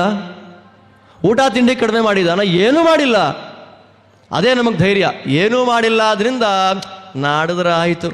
ಅದೇ ಇತರ ದೇವತೆಗಳ ಬಗ್ಗೆ ಆಗುವಾಗ, ಅದಿರ್ಬೇಕ್ರಿ, ಈ ಬಣ್ಣದ ಪೂಜೆ ಇರ್ಬೇಕ್ರಿ, ಈ ಬಣ್ಣದ ಹೂವು ಬೇಕ್ರಿ, ವಸ್ತ್ರ ಬೇಕು, ಗಂಧ ಬೇಕು, ಮಾಲ್ಯ ಬೇಕು ಎಲ್ಲ ಅಂತೀವಿ. ದೇವರ ಪೂಜೆ ಮಾಡುವಾಗ ಹೇಗಿರಬೇಕು? ಅದೇ ವೈಷ್ಣವ ಧರ್ಮ. ಏನೇ ಮಾಡಲಿ ನಾನು ಮಾಡ್ತೇನೆ ವಿಷ್ಣು ಪ್ರೀತಿಗಾಗಿ, ನಾನು ಮಾಡಲ್ಲ ವಿಷ್ಣು ಪ್ರೀತಿ ಆಗಲ್ಲ. ಅದಕ್ಕೋಸ್ಕರ ಸ್ವಚಿತೇ ನೈವ ಧರ್ಮೇಣ ವಿಷ್ಣು ಪೂಜಾ ಮೃತೆ ಕ್ವಚಿತ್ ನಾ ಪ್ರವೃತ್ತಿರುವ ಯತ್ರ ಧರ್ಮಸ್ಸ ವೈಷ್ಣವ. ಶ್ರೀಮದಾಚಾರ್ಯರು ಕೊಟ್ಟ ದೊಡ್ಡ ಸಂದೇಶ ಗೀತಾವಾಕ್ಯದ ಅನುಸಾರ. ಇದೇ ಭಾಗವತ ಧರ್ಮ. ಮಾಡಿದ್ದಕ್ಕೆಲ್ಲ ಇದು ವಿಷ್ಣು ಪೂಜೆ, ಇದು ವಿಷ್ಣು ಪೂಜೆ, ಇದು ವಿಷ್ಣು ಪೂಜೆ. ಮಾಡಿದ್ದೆಲ್ಲ ದೇವರ ಪೂಜೆ ಆಗಬೇಕು. ಈ ದೃಷ್ಟಿಯಲ್ಲಿ ಭಾಗವತ ಧರ್ಮ ಹೀಗಿದೆ. ಕೃಷ್ಣಾಯನೋ ನಮತಿ ಯಚ್ಛಿರ ಏಕದಾಪಿ ತಾನಾನಯಧ್ವಂ. ಯಮ ಅಂತಾನೆ, ಯಾರ ತಲೆ ಒಂದು ಸಲ ಕೃಷ್ಣನಿಗೆ ಮಣಿದಿಲ್ಲ, ನಮಸ್ಕಾರ ಮಾಡಿಲ್ಲ, ಎಳ್ಕೊಂಬನ್ನಿ ಅವ್ರನ್ನ. ಕೊನೆಗಂತಾನೆ ಅಕೃತ ವಿಷ್ಣು ಕೃತ್ಯಾನ್. ವಿಷ್ಣು ಕೃತ್ಯಗಳು ದೇವಸ್ಥಾನದ ಕಸ ಗುಡಿಸೋದು, ಕ್ಲೀನ್ ಮಾಡೋದು, ರಂಗವಲ್ಲಿಗಳನ್ನು ಹಾಕೋದು, ದೇವರ ಪಾತ್ರೆಗಳನ್ನು ತೊಳೆಯೋದು, ಬತ್ತಿಗಳನ್ನು ಹಾಕೋದು, ಹೂವುಗಳನ್ನು ಕಟ್ಟಿಕೊಡೋದು, ಅದೆಲ್ಲ ದೇವರ ಸೇವೆ. ಶುದ್ಧ ಮಾಡೋದು, ಊಟ ಮಾಡಿ ದೊಡ್ಡವರು ಅಧ್ಯಯನ ಮಾಡಿದವರೆಲ್ಲ ಊಟ ಮಾಡಿದ ಎಲೆಯನ್ನು ತೆಗೆದು ಶುದ್ಧ ಮಾಡೋದು, ಅದೆಲ್ಲ ದೇವರ ಸೇವೆ. ಅದೆಲ್ಲ ಯಾರು ಮಾಡಿಲ್ಲ, ಎಳ್ಕೊಂಬಂದು ನಮ್ಮ ಮನೆಗೆ ಅಂತ ಯಮ. ಆದ್ದರಿಂದ ಅಜಾಮಿಳ ಸ್ವರೂಪತಃ ಯೋಗ್ಯ, ಪ್ರಾರಬ್ಧವಶಾತ್ ಈ ಕೆಲಸವನ್ನು ಮಾಡಿದ್ದಾನೆ, ಆದ್ದರಿಂದ ಬಿಟ್ಬಿಡಬೇಕು ಅವನ್ನ ಅಂತ ನಿರೂಪಣೆ ಮಾಡಿದ್ದಾರೆ. ಅವನು ಸಾಧನೆ ಮಾಡಿಕೊಂಡು ಮೋಕ್ಷಕ್ಕೆ ಹೋದ, ಪಶ್ಚಾತ್ತಪ್ತನಾದ ಮಹಾನುಭಾವ. ಅಲ್ಲಿಂದ ಇನ್ನು ಮುಂದೆ ಮಹಾಮಂತ್ರ ಯಾವುದದು?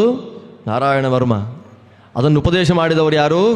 ಇಂದ್ರನಿಗೆ ವಿಶ್ವರೂಪಾಚಾರ್ಯರು. ಆ ವಿಶ್ವರೂಪಾಚಾರ್ಯರ ವೈಭವ ಅಪಾರವಾದದ್ದು. ಅವರಿಗೆ 3 ತಲೆ. ಸೋಮರಸವನ್ನು ಪಾನ ಮಾಡಲಿಕ್ಕೆ 1 ತಲೆ, ಅನ್ನವನ್ನು ಉಣ್ಲಿಕ್ಕೆ 1 ತಲೆ, ಸುರಾಪಾನವನ್ನು ಮಾಡಲಿಕ್ಕೆ 1. ಸೋಮಪೀಠ, ಸುರಾಪೀಠ, ಅನ್ನಾದ ಅವರಿಗೆ 3 ತಲೆ. ನಮಗೆ 1 ತಲೆ ಅಲ್ವಾ? ಮಡಿಯಲ್ಲಿ ಊಟ ಮಾಡಬೇಕು ಅಂತ ಹೇಳಲಿಕ್ಕೂ ಅದೇ ನಾಲಿಗೆ, ಅಲ್ಲಿ ಆಚೆ ಹೋಗಿ ತಿಂದು ಕುಡಿದು ಮಾಡಲಿಕ್ಕೂ ಅದೇ ನಾಲಿಗೆ. ಎಂಥ ವೈಭವ ನೋಡಿ ನಮ್ಮದು. ಆದರೂ ಭಗವಂತ ನಮ್ಮ ನಾಲಿಗೆ ಕಿತ್ಕೊಂಡಿಲ್ಲ. ಯಾಕೆ? ಅವನ ಅಪಾರ ಕರುಣಾವಂತ ಅಷ್ಟೇ. ಆದ್ದರಿಂದ ಅವರು ಪುರೋಹಿತರಾಗಿ ಬಂದರು. ಪುರೋಹಿತರಾಗಿ ಬಂದಾಗ ಮಂತ್ರೋಪದೇಶ ಆಗಬೇಕಲ್ಲ. ನಾರಾಯಣ ವರ್ಮದ ಉಪದೇಶ ಇಂದ್ರ ಮಾಡಿದ, ಇಂದ್ರದೇವರಿಗೆ ಮಾಡಿದರು. ಇನ್ಯಾರಿಗಾದರೂ ಉಪದೇಶ ಮಾಡಿದರೆ ತಲೆ ತೆಗಿತೀನಿ ಅಂತಂದ ಇಂದ್ರ ಅವರಿಗೆ. ಅಶ್ವಿನಿ ದೇವತೆಗಳಿಗೆ ಮಾಡಿದರು, ಕುದುರೆ ತಲೆ ಇಟ್ಟರು, ಜಾಯಿಂಟ್ ಮಾಡಿದರು, ಆ ಕಥೆ ಇದೆ. ಒಂದು ಸಲ ಆಹುತಿಯನ್ನು ಕೊಡಬೇಕಾದ್ರೆ ಸೋದರ ಮಾವಂದರ ಕಡೆಗೆ ಆಹುತಿ ಕೊಟ್ಟರು. ಅವನ ಸೋದರ ಮಾವಂದರ ಕಡೆಯವರು ರಾಕ್ಷಸರು. ದೈತ್ಯರಿಗೆ ಯಜ್ಞದಲ್ಲಿ ಹವಿರ್ಭಾಗ ಹೊಟ್ಟೋಯ್ತು. ಅದನ್ನು ನೋಡಿ ಇಂದ್ರ ಏನು ಮಾಡ್ದ? ಇವನ್ ತಲೆ ಕಡಿದು ಬಿಟ್ಟ. ಮಗ ಹೋದದ್ದು ನೋಡಿ ತ್ವಷ್ಟೃ ಪ್ರಜಾಪತಿ ದಕ್ಷಿಣಾಗ್ನಿಯಲ್ಲಿ ಆಹುತಿಯನ್ನು ಕೊಟ್ಟು ಏನಂತಾನೆ? ಇಂದ್ರನನ್ನು ಕೊಲ್ಲುವ ಮಗ ಬರಲಿ ಅನ್ನುವ ಸಂಕಲ್ಪ ಇಟ್ಟುಕೊಂಡು ಯಾಗ ಮಾಡ್ದ. ಆದರೆ ಮನಸ್ಸಲ್ಲಿ ಉದ್ವೇಗ ಇತ್ತಲ್ಲ, ಆ ಉದ್ವೇಗ ಇರುವಾಗ ಇಂದ್ರನೇ ಕೊಲ್ಲುವಂಥ ಮಗ ಬರಲಿ ಅಂತ ಸ್ವರ ವ್ಯತ್ಯಾಸ ಆಗೋಯ್ತು. ಒಂದು ಸ್ವರ ವ್ಯತ್ಯಾಸದಿಂದ ಸಂಕಲ್ಪ ವ್ಯತ್ಯಾಸ ಆಯಿತು. ಆಗ ಮೇಲೆದ್ದು ಬಂದವನೇ ಪಾರ್ವತೀ ದೇವಿಯ ಶಾಪದಿಂದ ವೃತ್ರನಾಗಿ ಬಂದ ವಿದ್ಯಾಧರ ಭಾಗವತ ಚಿತ್ರಕೇತು.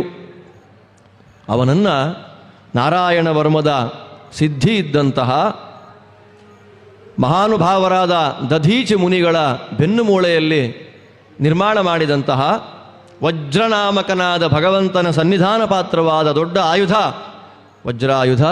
ಆ ವಜ್ರಾಯುಧದ ಮೂಲಕ ವಧೆಯನ್ನು ಮಾಡಿದ ಇಂದ್ರ. ಆ ವಜ್ರಾಯುಧದ ಮೂಲಕ ವಧೆಯನ್ನು ಮಾಡಿದ ಮೇಲೆ ಬ್ರಹ್ಮಹತ್ಯಾ ದೋಷ ಬಂತಲ್ಲ, 4 ಕಡೆ ಅವನು ಹಂಚು ಬಿಡ್ತಾನೆ. ಅಷ್ಟಾದರೂ ಬ್ರಹ್ಮಹತ್ಯೆ ಬಿಡಲಿಲ್ಲ ಅವನನ್ನು. ಆವಾಗ ಅವನು ಏನು ಮಾಡಿದ ಅಂತಂದರೆ, ವಿಶ್ವಾಮಿತ್ರಾದಿ ಮುನಿಗಳ ಸಲಹೆಯಂತೆ ಮಹಾವ್ರತ ಅಂತ ಒಂದು ಯಾಗ ಮಾಡಿದ. ಆ ಮಹಾವ್ರತವನ್ನು ಪುಂಡರೀಕ ಯಾಗ ಅಂತ ಕರೀತಾರೆ. ಆ ಮಹಾವ್ರತ ಯಾಗವನ್ನು ಮಾಡಿದಾಗ ಅಲ್ಲಿ ವಿಶ್ವಾಮಿತ್ರರು ಪುರೋಹಿತರಾಗಿ ಬಂದಿದ್ದಾರೆ. ಪುರೋಹಿತರಾಗಿ ಬಂದಾಗ ಅಲ್ಲಿ ಮಧ್ಯಾಹ್ನ ಫ್ರೀ ಲೀಜರ್ ಟೈಮಲ್ಲಿ ಇಂದ್ರ ವಿಶ್ವಾಮಿತ್ರ ಎದುರಿಗೆ ಬಂದ. ನೋಡಿದ್ರು ಇಂದ್ರದೇವರ ಮುಖದಲ್ಲಿ ಅಪಾರವಾದ ಕಾಂತಿ. ನೀನು ಯಾರು ಅಂತ ಕೇಳಿದ್ರು. ಇಂದ್ರ ಅಂದ, ಪ್ರಾಣೋವಾ ಅಹಮಸ್ಮಿ ಋಷೇ, ನಾನು ಪ್ರಾಣ ಇದ್ದೇನೆ ಎಂದು ಬಿಟ್ಟ. ಗೊತ್ತಾಯಿತು, ಇದು ನಮ್ಮ ಇಂದ್ರ ಅಲ್ಲ, ಇದು ಇಂದ್ರನಲ್ಲಿ ಮುಖ್ಯ ಪ್ರಾಣದೇವರ ಅವನಂತರ್ಯಾಮಿಯಾದ ಇಂದ್ರನಾಮಕ ಭಗವಂತನ ಸನ್ನಿಧಾನ ಜೋರಾಗಿದೆ ಅಂತ ಗೊತ್ತಾಯಿತು. ನಿನಗೇನು ಬೇಕು ಅಂದಾಗ ನನಗೆ ಬೃಹತಿ ಸಹಸ್ರವನ್ನು ಹೇಳು ಅಂತಂದ. 3 ಬಾರಿ ಬೃಹತಿ ಸಹಸ್ರವನ್ನು ಹೇಳಿದ. ಬೃಹತಿ ಸಹಸ್ರದ ವೈಭವ ಏನು ಅಂತಂದರೆ ಅದೇ ಬೃಹತಿ ಸಹಸ್ರದ ಒಂದೊಂದು ನಾಮ. ಆಚಾರ್ಯರು ಬೃಹತಿ ಸಹಸ್ರಕ್ಕೆ ಇನ್ನಿಲ್ಲದ ಸ್ಥಾನವನ್ನು ಕೊಟ್ಟಿದ್ದಾರೆ. ಐತರೇಯ ಉಪನಿಷತ್ತಿನಲ್ಲಿ ಸರ್ವಶಬ್ದವಾಚ್ಯನಾದವನು ಭಗವಂತ. ಭಗವಂತನನ್ನು ನಿರೂಪಣೆ ಮಾಡದೇ ಇರತಕ್ಕ ಶಬ್ದ, ಅಕ್ಷರ, ಧ್ವನಿ ಲೋಕದಲ್ಲಿ ಯಾವುದೂ ಇಲ್ಲ. ಎಲ್ಲವೂ ನಾರಾಯಣನ ನಾಮಗಳೇ. ಅದರಲ್ಲಿ ಶ್ರೇಷ್ಠವಾದ ಭಾಗಗಳು ಋಗ್ವೇದ. ಅದರಲ್ಲಿ ಅತ್ಯಂತ ಉತ್ಕೃಷ್ಟವಾದದ್ದು ನಾವು ಸಂಪಾದನೆ ಮಾಡಬೇಕಾದ 36 ಅಕ್ಷರಗಳಿಂದ ಕೂಡಿದ 1000 ಮಂತ್ರಗಳು. ಅದಕ್ಕೆ ಯಾಕಷ್ಟು ವೈಶಿಷ್ಟ್ಯ ಅಂತಂದರೆ ಒಂದೊಂದು ನಾಮದಲ್ಲಿ ಪ್ರತಿಪಾದ್ಯವಾದ ಒಂದೊಂದು ಭಗವದ್ರೂಪ ಇದೆ. ಅದೇ ವಿಶ್ವಾದಿ ಸರ್ವಪ್ರಹರಣಾಯುಧ ಪರ್ಯಂತ. ಬೃಹತಿ ಸಹಸ್ರದ ಪ್ರತಿಪಾದ್ಯವಾದ ಭಗವಂತನ ರೂಪಗಳನ್ನು ಧ್ಯಾನ ಮಾಡೋದರಿಂದ 100 ವರ್ಷ ಭಗವಂತನ ಧ್ಯಾನ ಮಾಡಿದ ಫಲಕ್ಕೆ ಸಮ.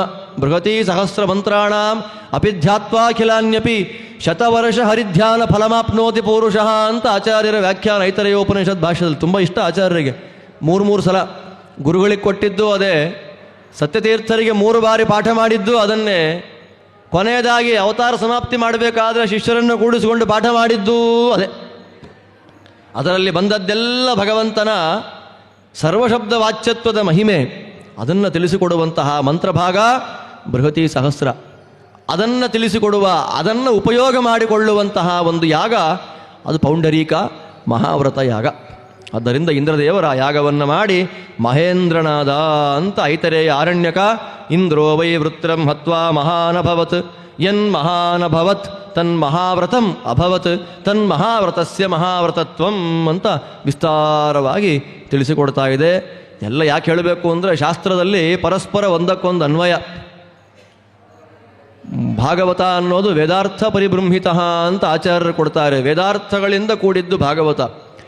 ಇಲ್ಲಿ ಸೂಚ್ಯವಾಗಿ ಹೇಳಿದ್ದು, ಡೈರೆಕ್ಟಾಗಿ ಹೇಳದೇ ಇರತಕ್ಕಂಥ ಕಥೆಗಳು ಬೇಕಾದಷ್ಟಿದೆ. ಪುರಾಣಾಂತರಗಳಲ್ಲಿ, ವೇದಗಳಲ್ಲಿ, ಮಹಾಭಾರತಾದಿ ಇತಿಹಾಸಗಳಲ್ಲಿ ಅಧ್ಯಯನ ಮಾಡಿದಾಗ ಮಾತ್ರ ಭಾಗವತದ ನೈಜ ಏನು ಅಂತ ಗೊತ್ತಾಗುತ್ತೆ. ನಾನು ಕೇವಲ ಭಾಗವತ ನೋಡ್ತೀನಿ ಅಂತಂದರೆ ಗೊತ್ತಾಗೋದಿಲ್ಲ. ಪುರಾಣ ಸ್ಥಾನಪಾಂಥಾನ, ಅದಕ್ಕೆ ಶ್ರೀಮದಾಚಾರ್ಯರು ತಾತ್ಪರ್ಯವನ್ನು ಬರ್ಕೊಟ್ಟಿದ್ದು. ಪುರಾಣಗಳನ್ನು ಓದಬೇಕು ಅಂತ ಆಸೆ ಇದೆ, ಭಾಷಾತ್ರಯಗಳು ಗೊತ್ತಿಲ್ಲ. 3 ಭಾಷೆಗಳಲ್ಲಿ ವೇದವ್ಯಾಸರು ಕಥೆ ಹೇಳ್ತಾರೆ. ಗುಹ್ಯ ಭಾಷೆ, ದರ್ಶನ ಭಾಷೆ, ಸಮಾಧಿ ಭಾಷೆ. ಏನೋ ಈಗೆಲ್ಲ ಇದೆಲ್ಲ ಅನ್ಕೋಬೋದು. ಅಧ್ಯಯನ ಮಾಡೋರಿಗೆ ಗೊತ್ತು ಕಷ್ಟ. ಆ 3 ಮತ್ತೆ 3 ಮಾಡ್ತಾರೆ, 9 ಆಗುತ್ತೆ. 9 ಮತ್ತೆ 3 ಮಾಡ್ತಾರೆ, 27 ಆಗುತ್ತೆ. 27 ಮತ್ತೆ 3 ಮಾಡ್ತಾರೆ, 81 ಆಗುತ್ತೆ. 81 ರೀತಿಯಲ್ಲಿ ಕಥೆಯನ್ನು ಹೇಳಿದ್ದಾರೆ ವೇದವ್ಯಾಸರು ಪುರಾಣಗಳಲ್ಲಿ. ಹೇಗೆ ಅರ್ಥ ಮಾಡ್ಕೊಳ್ಬೇಕು? ಅದಕ್ಕಾಗಿ ಆಚಾರ್ಯರು ಮಾಡಿದ ಪರಮಾನುಗ್ರಹ ಭಾಗವತಕ್ಕೆ ತಾತ್ಪರ್ಯ ಬರೆದರು.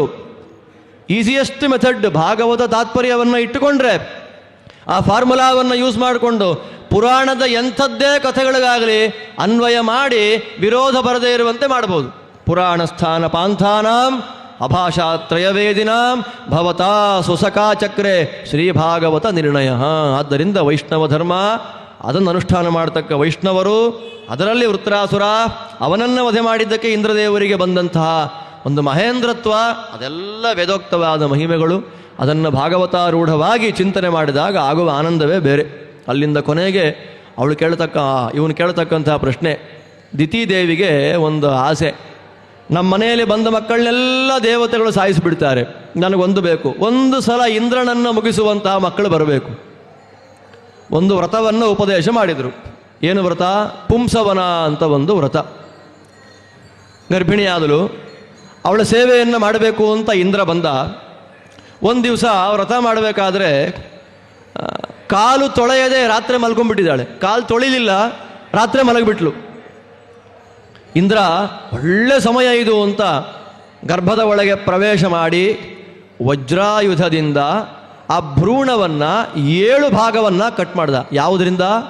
ಯಾವ ಆಯುಧ ವೃತ್ರಾಸುರನ ತಲೆಯನ್ನು ಕಡೀತೋ, ಯಾವ ಆಯುಧ ನಮುಚಿಯ ಶಿರಸ್ಸನ್ನು ಛೇದನ ಮಾಡ್ತೋ, ಯಾವ ಆಯುಧ ವಲಾಸುರ ಅವನ ತಲೆಯನ್ನು ಕಡೀತೋ, ಅಂತಹ ವಜ್ರಾಯುಧದಿಂದ ಭ್ರೂಣವನ್ನು 7 ಭಾಗ ಪೀಸ್ ಮಾಡ್ತಾನೆ, ಸಾಯಲಿಲ್ಲ. ಇನ್ನೂ 7 ಭಾಗವಾಗಿ ಕಟ್ ಮಾಡ್ದ, 49 ಆಗೋಯ್ತು, ಮರಣ ಹೊಂದಲೇ ಇಲ್ಲ. ಅಳಬೇಡಿ ಅಳಬೇಡಿ ಅಳ್ತಾ ಇದೆ ಆ 49 ಕೂಸುಗಳು. ಅಂತಾನೆ, ಅಳಬೇಡಿ ಮಾರುತ್ ಮಾರುತ್, ಅಳಬೇಡಿ ಅಳಬೇಡಿ ಅಂತಾನೆ. ಅವತ್ತಿಂದ 49 ದೇವತೆಗಳು ಮರುದ್ದೇವತೆಗಳು ಅಂತ ಪ್ರಸಿದ್ಧರಾಗ್ಬಿಟ್ರು. ಇಂದ್ರನ ಅತ್ಯಂತ ಆಪ್ತರಾಗ್ಬಿಟ್ರು. ಆ್ಯಕ್ಚುಯಲ್ ಆಗಿ ದೈತ್ಯರು, ದ್ವಿತೀಯ ಮಕ್ಕಳು ಸೇರ್ಕೊಂಡಿದ್ಯಾರಲ್ಲಿ? ದೇವತೆಗಳಲ್ಲಿ. ಪರೀಕ್ಷಿತನಿಗೆ ಪ್ರಶ್ನೆ ಬಂತು, ಅಲ್ಲ ಸ್ವಾಮಿ, ಇಂದ್ರದೇವರ ವಜ್ರಾಯುಧ ಅದನ್ನು ಪ್ರಯೋಗ ಮಾಡಿದರೂ ಭ್ರೂಣ ಸಾಯಲಿಲ್ಲ ಅಂತಂದರೆ, ನಾಳೆ ಬೆಳಗ್ಗೆ ನಾನು ನಂಬ್ತೀನಿ, ನಾಳೆ ಬೆಳಗ್ಗೆ ಜನ ನಂಬಲ್ವಲ್ಲ ಅಂದರೆ ಅವರಂತಾರೆ, ನೀನೇ ಇದೆಯಲ್ಲಪ್ಪ, ನಮಮಾರ ದಿತೇರ್ ಗರ್ಭ, ದ್ವಿತೀಯ ಗರ್ಭ ಸಾಯಲಿಲ್ಲ. ಯಾಕೆ? ಶ್ರೀನಿವಾಸಾನುಕಂಪಯ, ಭಗವಂತನ ಅನುಕಂಪೆಯಿಂದ ಎಷ್ಟು ವಜ್ರಾಯುಧದಿಂದ ಹೊಡೆದರೂ ಸಾಯಲಿಲ್ಲ. ಹೇಗೆ ಅಂತಂದರೆ, ದ್ರೋಣಾಚಾರ್ಯರ ಅಸ್ತ್ರದಿಂದ ನೀನು ಹೇಗೆ ಬದುಕಿದೆಯೋ ಹಾಗೆ ಆ ಮಕ್ಕಳು ಬದುಕಿದವು. ಎಂಥ ಉದಾಹರಣೆ! ಇಂದ್ರದೇವರಿಗಿಂತ ಉತ್ತಮ ಅಶ್ವತ್ಥಾಮ, ಅವನು ಪ್ರಯೋಗ ಮಾಡಿದ ಬ್ರಹ್ಮಶಿರೋಸ್ತ್ರ, ಅದು ಬಿದ್ದಾಗಲೂ ಯಾವ ಕೃಷ್ಣ ಸಾಯದೇ ಇರುವಂತೆ ನಿನ್ನನ್ನು ಬದುಕಿಸಿದ್ನೋ ಅದೇ ಭಗವಂತನೇ ಆ 49 ದೇವತೆಗಳನ್ನು ಬದುಕಿಸಿದ್ದಾನೆ. ಇದಂ ಹಿ ಮರುತಾಂ ಜನ್ಮ ಶೃಣ್ಮತಾಂ ಪಾಪನಾಶನಂ. ಇದು ಮರುದ್ದೇವತೆಗಳ ಜನ್ಮ. ಶ್ರವಣ ಮಾಡೋದ್ರಿಂದ ಸಮಸ್ತ ಪಾಪಗಳನ್ನು ಪರಿಹಾರ ಮಾಡತಕ್ಕಂಥ ಶ್ರೇಷ್ಠವಾದಂಥ ಚರಿತ್ರೆ ಅಂತ ಹೇಳಿದಾಗ, ಒಂದೊಂದು ಕಥೆಯನ್ನು ಕೇಳಿದ ಮೇಲೆ ಒಂದೊಂದು ಪ್ರಶ್ನೆ ಅವನಿಗೆ. ನಿಮ್ಮ ದೇವರು ಮೋಸ, ದೈತ್ಯರಿಗೆ ಹೊಡೆಯೋದು, ದೇವತೆಗಳನ್ನು ಪ್ರೀತಿ ಮಾಡೋದು. ನಿತ್ಯ ಬೆಳಗ್ಗೆ ಅರ್ಚನೆ ಮಾಡುವಾಗ ವೈಷಮ್ಯ ನಿರ್ಘೃಣ್ಯೇನ ಸಾಪೇಕ್ಷತ್ವಾತ್ ಅಂತ ಭಗವಂತನಿಗೆ ಅರ್ಚನೆ ಮಾಡೋದು ನಾವು. ಬ್ರಹ್ಮಸೂತ್ರ ಅರ್ಚನೆ. ಭಗವಂತನಿಗೆ ವೈಷಮ್ಯ ಇಲ್ಲ, ಅವನಿಗೆ ನೈರ್ಘೃಣ್ಯ ಇಲ್ಲ, ಪಕ್ಷಪಾತ ಮಾಡಲ್ಲ ದೇವರು ಅಂತೆಲ್ಲ ಅರ್ಚನೆ ಮಾಡೋದು. ಇಲ್ಲಿ ನೋಡಿದ್ರೆ ದೇವತೆಗಳನ್ನು ಕಾಪಾಡೋದು, ದೈತ್ಯರನ್ನು ಹೊಡೆಯೋದು. ಕಾಪಾಡಿದರೆ ಇಬ್ಬರನ್ನೂ ಕಾಪಾಡಲಿ, ಮುಗಿಸಿದ್ರೆ ಇಬ್ಬರನ್ನೂ ಮುಗಿಸ್ಲಿ. ಒಬ್ಬರನ್ನು ಹಾಗೆ ಒಬ್ಬರನ್ನು ಹೀಗೆ ದೇವರು ಮಾಡ್ತಾನಲ್ಲ. ಸಂಶಯಸ್ಸು ಮಹಾನ್ ಜಾತಃ ನಾರಾಯಣ ಗುಣಾನ್ ಪ್ರತಿ. ನಾರಾಯಣನ ಗುಣಗಳ ಬಗ್ಗೆ ನನಗೆ ದೊಡ್ಡ ಸಂಶಯ ಬಂದಿದೆ ಅಂದದ್ದಕ್ಕೆ ಅವರಂದರು, ನಾರಾಯಣ ಸುಮ್ಮನೆ ಹಾಗೆ ಮಾಡಲ್ಲ. ನಾವು ನಾರಾಯಣನನ್ನು ಹೇಗೆ ನೋಡ್ತೇವೋ ನಾರಾಯಣ ನಮ್ಮನ್ನು ಹಾಗೆ ನೋಡ್ತಾನೆ. ನಾನು ನಾರಾಯಣನನ್ನು ಹೊಡಿಬೇಕು ಕೊಲ್ಲಬೇಕು ಅಂತ ಅಪೇಕ್ಷೆ ಪಟ್ಟರೆ ನಾರಾಯಣ ನಮಗೇನು ಮಾಡ್ತಾನೆ? ನಾರಾಯಣನನ್ನ ಸ್ವಾಮಿ ರಕ್ಷಣೆ ಮಾಡ್ತಾನೆ ಅಂತ ಸ್ತೋತ್ರ ಮಾಡಿದ್ರೆ ಕಾಪಾಡ್ತಾನೆ. ತಮ್ ಯಥಾ ಯಥೋಪಾಸತೆ ತದೇವ ಭವತಿ. ಭಗವಂತನ ಯಾರು ಹೇಗೆ ಉಪಾಸನೆ ಮಾಡ್ತಾರೆ ಹಾಗೆ ಫಲವನ್ನು ಕೊಡ್ತಾನೆ. ಆದ್ದರಿಂದ ಇವಾಗ ಪ್ರಶ್ನೆ, ನಾವು ಯಾರು ಅಂತ, ನಾವು ಯಾರಿಗೆ ಸೇರಿದವರು? ನಾವು ದೇವತೆಗಳಂತೆ ಉಪಾಸನೆ ಮಾಡುವವರ, ದೈತ್ಯರಂತೆ ತಿಳ್ಕೊಂಡವರ ಅಂತ ಭಯ ಆಗತ್ತೆ ಕೇಳಿದಾಗ. ನಮ್ಮ ಯೋಗ್ಯತೆ ನಮಗೇನು ಅಂತ ಗೊತ್ತಿಲ್ವಲ್ಲ. ಅದಕ್ಕೆ ಉಪನಿಷತ್ತು ಒಂದು ಉಪಾಯವನ್ನು ಕೊಟ್ಟಿದೆ. ರಾತ್ರಿ ಮಲಗುವ ಸಂದರ್ಭದಲ್ಲಿ ಉಸಿರಾಡ್ತೀವಲ್ಲ, ಬಾಯಿ ಮುಚ್ಚಿಕೊಂಡು ಮಲಗಿದ್ರೆ ಜೋರಾಗಿ ಗೊರಕೆ ಅಂತಾರೆ ಅದನ್ನು. ಪ್ರದೇಶ ಭೇದಗಳಲ್ಲಿ ಬೇರೆ ಬೇರೆ ಹೆಸರಿದೆ ಅದಕ್ಕೆ. ಬಾಯಿ ತೆಗೆದು ಉಸಿರಾಡುವಾಗ ಗೊರಕೆ ಅನ್ನೋದು ಬರುತ್ತೆ. ದೇವತೆಗಳು ಉಸಿರು ಬಿಡುವಾಗ ಒಂದು ರೀತಿ ಉಸಿರನ್ನು ಆಡ್ತಾರೆ, ದೈತ್ಯರು ಮಾಡುವಾಗ ಒಂದು ರೀತಿ ಉಸಿರನ್ನು ಆಡ್ತಾರೆ. ಭೂರಿತ್ತಿ ಸುರಾಹ ಅಭೂರಿತ್ಯ ಸುರಾಹ ಅಂತ ಭೂಹು ಎನ್ನುವ ಶಬ್ದದಿಂದ ದೇವತೆಗಳು, ಅಭೂಹು ಎನ್ನುವ ಶಬ್ದದಿಂದ ಅಸುರರು. ಹಾಗೆ ನೋಡಿಕೊಂಡಾಗ ದೇವತೆಗಳ ದೈತ್ಯರ ವೈಭವ ಏನು ಅಂತ ಗೊತ್ತಾಗುತ್ತೆ. ಜ್ಞಾನಿಗಳಾದವರು ಉಸಿರಾಟದಲ್ಲಿಯೂ ಭಗವಂತನ ಧ್ಯಾನವನ್ನು ಬಿಟ್ಟವರಲ್ಲ. ಯಾದವಾರ್ಯರ ಬಗ್ಗೆ ಮಾತಾಡಬೇಕಾದ್ರೆ ಅವರ ಎಲುಬು ಭಾಗವತವನ್ನು ಹೇಳ್ತಾ ಇತ್ತು ಅಂತ ಕೇಳ್ತೇವೆ. ಭಾಗವತ ಅಸ್ಥಿಗತವಾಗಿತ್ತು ಅಂತ. ಹಾಗೆ ಇಲ್ಲಿಯೇ ನಮ್ಮ ಈ ಬೃಂದಾವನ ಸಮುಚ್ಚಯದಲ್ಲಿ ಒಬ್ಬ ದೊಡ್ಡ ಜ್ಞಾನಿಗಳು ಕೂತಿದ್ದಾರೆ. ಋಷ್ಯಶೃಂಗರ ಅವತಾರ ಅಂತ ಪ್ರಸಿದ್ಧರವರು, ಸುಧೀಂದ್ರ ತೀರ್ಥ ಶ್ರೀಪಾದಂಗಳವರು. ಮಂತ್ರಾಲಯಕ್ಕೆ ಸೇವೆಯನ್ನು ಮಾಡಬೇಕು ಅಂತ ಹೋದರೆ ರಾಯರ ಹತ್ರ, ಉಡುಪಿಯಲ್ಲಿ ವಯಸ್ಸಾದ ಮುದುಕ ಸನ್ಯಾಸಿಗಳಿದ್ದಾರೆ, ಅವರ ಮೂಲಕ ನಾನು ಅನುಗ್ರಹ ಮಾಡ್ತೀನಿ ಅಂತ ಮಂತ್ರಾಲಯದಿಂದ ಇಲ್ಲಿ ಕಳಿಸೋರಂತೆ. ಅವ್ರ ಹತ್ರ ಮಂತ್ರಾಕ್ಷತೆ ಸ್ವೀಕಾರ ಮಾಡಿಸ್ಕೊಳ್ಳಿಕ್ಕಾಗಿ ರಾಯರು. ಸುಧೀಂದ್ರ ತೀರ್ಥ ಈಗಿನ ದೊಡ್ಡ ಪರ್ಯಾಯ ಶ್ರೀಪಾದಂಗಳವರ ಪರಮಗುರುಗಳು, ಶತಾಯುಷಿಗಳು, ದೊಡ್ಡ ಜ್ಞಾನಿಗಳು. ಸನಕಾದಿಗಳನ್ನು ಸಾಕ್ಷಾತ್ತಾಗಿ ದರ್ಶನ ಮಾಡಿದವರು ಕೃಷ್ಣದೇವರ ಪೂಜೆಯನ್ನು ಮಾಡೋ ಕಾಲಕ್ಕೆ. ಅವರು ಸನ್ಯಾಸ ಕೊಡುವಾಗ ಉಸಿರಾಟದಲ್ಲಿ ಶ್ರೀಕೃಷ್ಣಾಯ ನಮಃ ಅಂತ ಬರ್ತಾ ಇತ್ತಂತೆ ನಾಮಸ್ಮರಣೆ. ಉಸಿರಾಟದಲ್ಲಿ ಕೃಷ್ಣಾಯ ನಮಃ ಅಂತ ನಾಮಸ್ಮರಣೆ. ಅವರ ಪರ್ಯಾಯ ಕಾಲದಲ್ಲಿ ಬಹಳ ಬಡತನ, ಮಠಕ್ಕೆ ತುಂಬ ಬಡತನ. ಅದೊಂದು ಪ್ರಸಿದ್ಧವಾದ ಮಾತೇ ಇತ್ತಲ್ಲ ಅವತ್ತಿನ ಕಾಲಕ್ಕೆ. ಆದ್ದರಿಂದ ಎಷ್ಟು ಬಡತನ, ದೇವರ ಪೂಜೆ ಮಾಡ್ತಾ ಇದ್ದಾರೆ ಸ್ವಾಮಿಗಳು. ದೇವರು ಜ್ಞಾನಿಗಳಿಗೆ ಒಲಿದು ಬಿಟ್ಟ ಅಂತಂದರೆ ಯಾವ ಮುಖದಿಂದ ಅನುಗ್ರಹ ಮಾಡ್ತಾನೆ ಗೊತ್ತಿಲ್ಲ. ಅರ್ಚನೆ ಮಾಡ್ತಾ ಸ್ವಾಮಿ ಶ್ರೀಕೃಷ್ಣಾಯ ನಮಃ, ಸ್ವಾಮಿ ಶ್ರೀಕೃಷ್ಣಾಯ ನಮಃ ಅಂತ ಅರ್ಚನೆ ಮಾಡ್ತಾ ಇದ್ದಾರೆ ಸುಧೀಂದ್ರ ತೀರ್ಥರು. ಮಠದ ಕೊಟ್ಟಾರಿಗಳು ಬಂದು, ಸ್ವಾಮಿ ನೈವೇದ್ಯಕ್ಕೆ ಏನಿಲ್ಲ ಪದಾರ್ಥ, ಅನ್ನದಾನಕ್ಕೆ ಏನು ಮಾಡಬೇಕು ಅಂತ ಹೇಳಿದ್ದಕ್ಕೆ ಉತ್ತರನೇ ಇಲ್ಲ. ಸ್ವಾಮಿ ಶ್ರೀಕೃಷ್ಣಾಯ ನಮಃ ಅಂತ ಅರ್ಚನೆ ದೇವರ ಮುಂದೆ. ಬಂಡಿಗಳಲ್ಲೊಬ್ಬ ಹುಡುಗ ದವಸ ಧಾನ್ಯಗಳನ್ನೆಲ್ಲ ತಂದು ಹಾಕಿದ್ನಂತೆ. ಆ ಹುಡುಗ ಯಾರು? ಹುಡುಗ ಎಲ್ಲಿಂದ ಬಂದ? ಐಟಮ್ ಕಳಿಸಿದ್ಯಾರು? ಏನು ಕಥೆ? ಲಾಜಿಕಲಿ ಪ್ರೂವ್ ಮಾಡ್ರಿ. ಸಾಧ್ಯವೇ ಇಲ್ಲ. ಪದಾರ್ಥ ಎಲ್ಲ ಬಂದು ಬಿದ್ದಿದೆ. ನನ್ನನ್ನು ನೀವು ಹಿಡಿದ್ರೆ ನಿಮ್ಮನ್ನು ಜಾರದೇ ಇರುವಂತೆ ಮಾಡುವ ಜವಾಬ್ದಾರಿ ನಂದು. ಇದೇನು 150 ವರ್ಷ ಹಿಂದಿನ ಘಟನೆ ಅಲ್ವೇ ಇಲ್ಲ. ಸುಧೀಂದ್ರ ತೀರ್ಥರನ್ನು ನೋಡಿದ ಅನೇಕ ವೃದ್ಧರಾದಂತಹ ವ್ಯಕ್ತಿಗಳು ಇವತ್ತಿಗೂ ಅಲ್ಲಲ್ಲಿದ್ದಾರೆ. ಅವರ ಮಹಿಮೆ ಏನು ಅಂತ ಗೊತ್ತು. ಆದ್ದರಿಂದ ಕಣ್ಣೆದುರಿಗೆ ಇಂಥ ವೈಭವಗಳು ನಡೀತಾ ಇರುವಾಗ ಕಣ್ಣಿಗೆ ಕಾಣದ 100 ವರ್ಷದ, ಸಹಸ್ರಾರು ವರ್ಷದ, ಲಕ್ಷಾಂತರ ಕೋಟ್ಯಂತರ ವರ್ಷಗಳ ಈ ಪ್ರವಾಹದಲ್ಲಿ ಭಗವಂತನ ಧ್ಯಾನ ಮಾಡಿದ ಜ್ಞಾನಿಗಳ ವರ್ಗ ಇನ್ನು ಹೇಗೆ ಸಾಧನೆ ಮಾಡಿ ಭಗವಂತನ ದರ್ಶನವನ್ನು ಮಾಡಿರಬಹುದು? ಕಲ್ಪನೆ ಮಾಡಲಿಕ್ಕಾಗೋದಿಲ್ಲ. ಹೇಗೆ ದುಷ್ಟರೂ ಕಾಲಕ್ಕೆ ಬಂದಿದ್ದಾರೆ, ಹಾಗೇ ಸಾತ್ವಿಕರು ಕಾಲಕ್ಕೆ ಬಂದರು.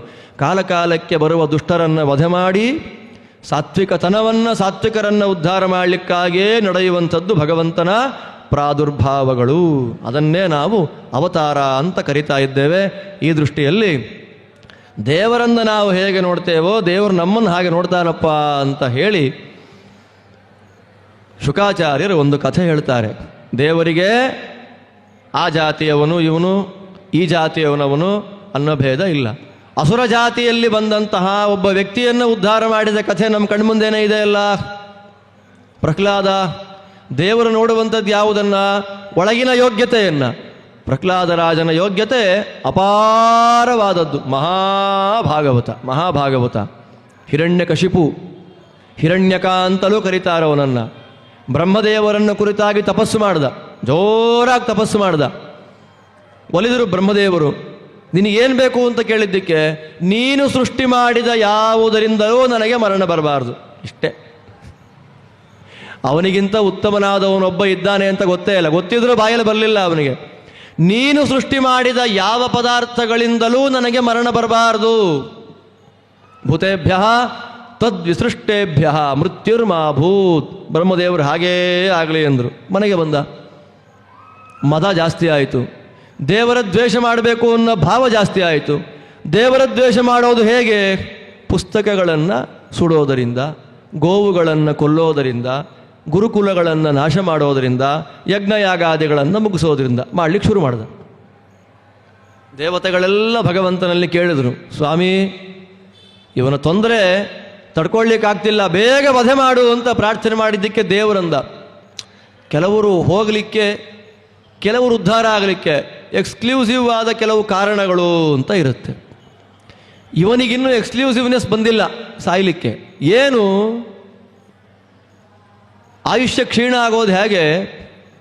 ದೇವರೇ ಅಂತಾನೆ, ಯದಾ ದೇವೇಶು, ದೇವತೆಗಳಿಗೆ ಯಾವಾಗ ಅಪಚಾರ ಮಾಡ್ತಾರೆ ಆಯುಷ್ಯ ಕ್ಷೀಣ ಆಗುತ್ತೆ.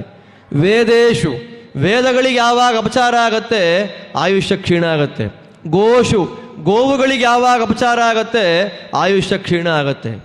ವಿಪ್ರೇಶು, ಶಾಸ್ತ್ರಾಧ್ಯಯನ ಮಾಡಿದ ಜ್ಞಾನಿಗಳಿಗೆ ಯಾವಾಗ ಅಪಚಾರ ಆಗತ್ತೆ ಆಯುಷ್ಯ ಕ್ಷೀಣ ಆಗತ್ತೆ. ಸಾಧುಷು, ಜ್ಞಾನಿಗಳ ಗುಂಪನ್ನು ಯಾವಾಗ ಅಪಚಾರ ಮಾಡ್ತಾರೆ, ಧರ್ಮದ ನಿಂದನೆ ಯಾವಾಗ ಆಗತ್ತೆ ಆಯುಷ್ಯ ಕ್ಷೀಣ ಆಗತ್ತೆ. ಕೊನೆಗೆ ಮಯಿ, ನನ್ನನ್ನು ಯಾವಾಗ ದ್ವೇಷ ಮಾಡ್ತಾರೆ ಆಯುಷ್ಯ ಕ್ಷೀಣ ಆಗತ್ತೆ. ಇದೆಲ್ಲ ಮಾಡಿದ್ದಾನೆ, ಆದರೂ ನಾನು ಕೊಲ್ಲೋಲ್ಲ. ಯಾಕೆ? ಇವನಿಗೊಬ್ಬ ಮಗ ಹುಟ್ಟಬೇಕು, ಅವನನ್ನು ದ್ವೇಷ ಮಾಡಬೇಕು. ಆ ಮಗ ಯಾರಾಗಿರಬೇಕು? ಪ್ರಶಾಂತನಾಗಿರಬೇಕು. ನಿರ್ವೈರಾಯ ಪ್ರಶಾಂತಾಯ ಸ್ವಸುತಾಯ ಮಹಾತ್ಮನೇ ಪ್ರಹ್ಲಾದಾಯ ಯದಾ ದೃಹ್ಯೇ ಹನಿಷ್ಯೇಪಿ ವರೋರ್ಜಿತಂ. ನಿರ್ವೈರನು ಪ್ರಶಾಂತನೂ ಆದ ಅವನ ಮಗನನ್ನು ಯಾವಾಗ ದ್ವೇಷ ಮಾಡ್ತಾನೆ ಆಗ ನಾನು ಅವನನ್ನು ಮುಗಿಸ್ತೇನೆ. ಧರ್ಮರಾಜ ನಾರದರನ್ನು ಕೇಳಿದ. ರಾಜಸೂಯದಲ್ಲಿ ನಡೆದ ಘಟನೆ, ಅಲ್ಲಿ ನಾರದರು ಉಪದೇಶ ಮಾಡಿದ ಕಥೆ. ಧರ್ಮರಾಜ ಕೇಳ್ತಾನೆ, ಏನು ಸ್ವಾಮಿ, ಮಹಾಭಾಗವತ ಮಹಾತ್ಮ ಅಂತ ಪ್ರಸಿದ್ಧನಾದ ಭಾಗವತನಾದ ಪ್ರಹ್ಲಾದನನ್ನು ಯಾಕೆ ದ್ವೇಷ ಮಾಡ್ದ ಅಂತ ಕೇಳಿದ್ದಕ್ಕೆ, ದೇವ್ರ ಪೂಜೆ ಮಾಡ್ದ, ದ್ವೇಷ ಮಾಡ್ದ, ಅಷ್ಟೇ ವ್ಯತ್ಯಾಸ. ದೇವರ ಆರಾಧನೆ ಮಾಡ್ತಾನೆ, ದ್ವೇಷ ಮಾಡೋದು ಅಲ್ವಾ? ನಮಗೆ ಧರ್ಮ ದೇವರು ಅಂತ ಕಲಿಸ್ಲಿಕ್ಕೆ ಪ್ರತ್ಯೇಕವಾಗಿ ಒಂದು ಕಾರ್ಯಾಗಾರಗಳನ್ನೇ ಮಾಡಬೇಕಾದ ಸ್ಥಿತಿ ನಮ್ಮ ದೇಶದಲ್ಲಿ ಎದುರಾಗ್ಬಿಟ್ಟಿದೆ. ಸುಮ್ಮನೆ ನೀವು ಸೋಷಿಯಲ್ ಮೀಡಿಯಾಗಳಲ್ಲಿ ಸ್ವಲ್ಪ ಆ್ಯಕ್ಟಿವ್ ಆಗಿದ್ದರೆ ಅಲ್ಲಲ್ಲಿ ಸನಾತನ ಧರ್ಮದ ಬಗ್ಗೆ ಕಳಕಳಿ ಇರತಕ್ಕಂಥ ವ್ಯಕ್ತಿಗಳೆಲ್ಲ ಕೆಲವು ರೀಲ್ಸ್ ಮಾಡ್ತಾ ಇರ್ತಾರೆ. ಅಲ್ಲಿ ಹೋಗ್ಬಿಟ್ಟು ಪಾಂಡವರ ಹೆಂಡತಿ ಹೆಸರೇನು ಅಂತ ಕೇಳಿದ್ರೆ ಅವ್ರು 5 ಜನನ 6 ಜನನ ಅನ್ನೋ ಸ್ಥಿತಿ ನಿರ್ಮಾಣ ಆಗಿದೆ. ಕೃಷ್ಣ ಹುಟ್ಟಿದ ಯಾವ ಊರಲ್ಲಿ ಅಂತ ಕೇಳಿದ್ರೆ ಎಲ್ಲಿ ಗೊತ್ತಿಲ್ಲ. ಕಾಶೀಲಿ ಯಾವ ದೇವರಿದ್ದಾರೆ ಅಂತ ಕೇಳಿದ್ರೆ ಗೊತ್ತಿಲ್ಲ. ರಾಮಾಯಣ ಬರೆದವ್ರು ಯಾರು ಅಂತ ಗೊತ್ತಿಲ್ಲ. ಬಾಬಾ ಬ್ಲ್ಯಾಕ್ ಶಿಪ್ ಅಂದರೆ ಅವಾಗ 25 ವರ್ಷದಿಂದ ಓದಿದ್ದು, ಈಗಲೂ ಕಂಠಪಾಠ ಇದೆ ಅವನಿಗೆ. ಹಣೆ ಬರ. ವೆಂಕಟೇಶ ಸ್ತೋತ್ರ ಹೇಳ್ತಾ ಕೂತಿರ್ತಾನೆ, ಅರ್ಧಂಬರ್ಧ ಹೊಟ್ಟೋಯ್ತು. ವಾಯುಸ್ತುತಿ ಗೊತ್ತಿಲ್ಲ, ವಿಷ್ಣು ಸಹಸ್ರನಾಮ ಗೊತ್ತಿಲ್ಲ, ದ್ವಾದಶ ಸ್ತೋತ್ರ ಗೊತ್ತಿಲ್ಲ, ಭಗವದ್ಗೀತೆ ಗೊತ್ತೇ ಇಲ್ಲ. ಪ್ರವಚನ ಕೂತ್ಕೊಂಡು ಕೇಳೋಣ, ಯಾರು ಬರ್ತಾರ್ರಿ ಅರ್ಥನೇ ಆಗಲ್ಲ. ದೇವಸ್ಥಾನಕ್ಕೆ ಯಾಕೆ ಬರಬೇಕು, ಅಂಗಿ ಬಿಚ್ಚಾಕೆ ಬರಬೇಕು, ಅದೆಲ್ಲ ಇದು ಆ ರೀತಿಯಾದ ಮಾತುಗಳೆಲ್ಲ ಆಡ್ತಾ ಆಡ್ತಾ ಆಡ್ತಾ ಧರ್ಮ ಉಳಿಸ್ಬೇಕು, ಸನಾತನ ಧರ್ಮ ಉಳಿಬೇಕು, ಶಾಸ್ತ್ರ ಉಳಿಬೇಕು. ಎಲ್ಲಿಂದ? ಶಾಸ್ತ್ರ ಉಳಿಸೋರು ಯಾರು? ನಾವೇ.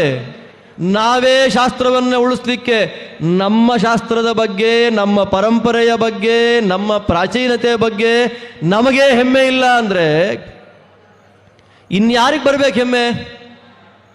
ದುರಂತ, ಭಾರತ ದೇಶದ ದೊಡ್ಡ ದುರಂತಗಳಲ್ಲಿ ಒಂದು, ಈಗಿನ ಯುವ ಜನಾಂಗದಲ್ಲಿ ಒಂದು 75% ಧರ್ಮಶ್ರದ್ಧೆ ಇಲ್ಲ. ತುಂಬ ದುಃಖದಿಂದ ಹೇಳಬೇಕಾದ ಮಾತುಗಳು, ತುಂಬ ದುಃಖದಿಂದ. ಅದಕ್ಕೆಲ್ಲ ಒಂದು ರೀತಿಯಾದ ಕಾರಣ ನಾವೂ ಕಾರಣರಾಗಿದ್ದೇವೆ. ನಾವು ಕಾರಣ. ಸುವಿದ್ಯೇಂದ್ರ ಒಂದು ಪ್ರಸಿದ್ಧವಾದ ಕಥೆ ಹೇಳ್ತಾ ಇರ್ತಾರೆ. ಆ ಕಥೆ ಹೇಳಿ ನಾನು ಮುಗಿಸ್ಬಿಡ್ತೀನಿ ಪ್ರವಚನ ಇವತ್ತು. ನರಸಿಂಹದೇವರನ್ನು ನಾಳೆ ಕರೆಸೋಣ. ಆದ್ದರಿಂದ ಒಂದು ಸ್ಕೂಲ್ನಲ್ಲಿ ಮಕ್ಕಳನ್ನು ಪ್ರಶ್ನೆ ಕೇಳಿದ್ರಂತೆ, ಶಿವಧನುಸ್ಸನ್ನು ಮುರಿದಿದ್ಯಾರು ಅಂತ. ಕೇಳಿದ್ದಕ್ಕೆ ಟೆನ್ಷನ್ ಆಗೋಯ್ತು, ಗಾಬರಿ ಆಗೋಯ್ತು. ಶಿವಧನುಸ್ಸನ್ನು ಮುರಿದಿದ್ಯಾರು? ಯಾರು ಗೊತ್ತಿಲ್ಲ. ಅವ್ರ ಅಪ್ಪ ಅಮ್ಮನ ಕೇಳಿದ್ರೆ ಶಿವಧನುಸ್ಸನ್ನು ಮುರಿದಿದ್ಯಾರು? ನಮ್ಮ ಮಗ ಅಂತೂ ಮುರಿದಿಲ್ಲ ಶಿವಧನುಸ್ಸನ್ನು. ಅದು ಕೊನೆಗೆ ಎಲ್ಲಿ ತನಕ ಹೋಯ್ತು ಅಂದರೆ ಪೊಲೀಸ್ ಕಂಪ್ಲೇಂಟ್ ಆಯ್ತಂತೆ. ಅದು ಯಾವುದ್ರಿ ಶಿವಧನುಸ್ಸು, ಅದನ್ನು ಮುರಿದವನು ಯಾವನ್ರಿ ಅಂತ. ಅಂದರೆ ನಮ್ಮ ದೇಶ ಆಗಿದೆ ಇವತ್ತು. ಶಿವಧನುಸ್ಸು ಅಂದರೆ ಯಾವುದೋ ಆಟ ಸಾಮಾನು ಮುರಿದಾಕ್ಬಿಟ್ಟ ಅಂದ್ಕೊಂಡ್ಬಿಡ್ತಾರೆ. ಅಂದರೆ ನಾವು ಎಷ್ಟು ಧರ್ಮದಿಂದ ದೂರ ಆಗಿದ್ದೇವೆ ಅನ್ನೋದಕ್ಕೊಂದು ಸೂಚಕ. ಈ ದೃಷ್ಟಿಯಲ್ಲಿ ಪ್ರಹ್ಲಾದ ಮಹಾಭಾಗವತ, ಮಹಾಧರ್ಮಿಷ್ಠ, ದೇವರು ಧರ್ಮ ಶಾಸ್ತ್ರದಲ್ಲಿ ಭಕ್ತಿ ಇದ್ದವ. ಅದೊಂದೇ ಕಾರಣ, ಅದೊಂದೇ ನಿಮಿತ್ತ ತಂದೆ ಮಗನನ್ನು ದ್ವೇಷ ಮಾಡಲಿಕ್ಕೆ. ಆ ನಿಮಿತ್ತ ಇಟ್ಟುಕೊಂಡು ದ್ವೇಷ ಮಾಡಿಬಿಟ್ನಲ್ಲ, ಅದನ್ನು ನೋಡಿ ಎಲ್ಲಿ ಧರ್ಮಕ್ಕೆ ಗ್ಲಾನಿ ಆಗತ್ತೆ, ಎಲ್ಲಿ ಧರ್ಮವನ್ನು ಉಳಿಸುವ ಧಾರ್ಮಿಕರಿಗೆ ಗ್ಲಾನಿ ಆಗತ್ತೆ, ಆಗ ದೇವರು ಬರ್ತಾನೆ. ಯದಾ ಯದಾ ಹಿ ಧರ್ಮಸ್ಯ ಗ್ಲಾನಿರ್ಭವತಿ ಭಾರತ ಅಭ್ಯುತ್ಥಾನಮಧರ್ಮಸ್ಯ ತದಾತ್ಮಾನಂ ಸೃಜಾಮ್ಯಹಂ. ಧರ್ಮಕ್ಕೆ ಧಾರ್ಮಿಕರಿಗೆ ಗ್ಲಾನಿಯಾದಾಗ ನಾ ಬರ್ತೇನೆ. ಈಗ ಆಗ್ತಾ ಇದೆ, ಬರ್ತಾನಾ?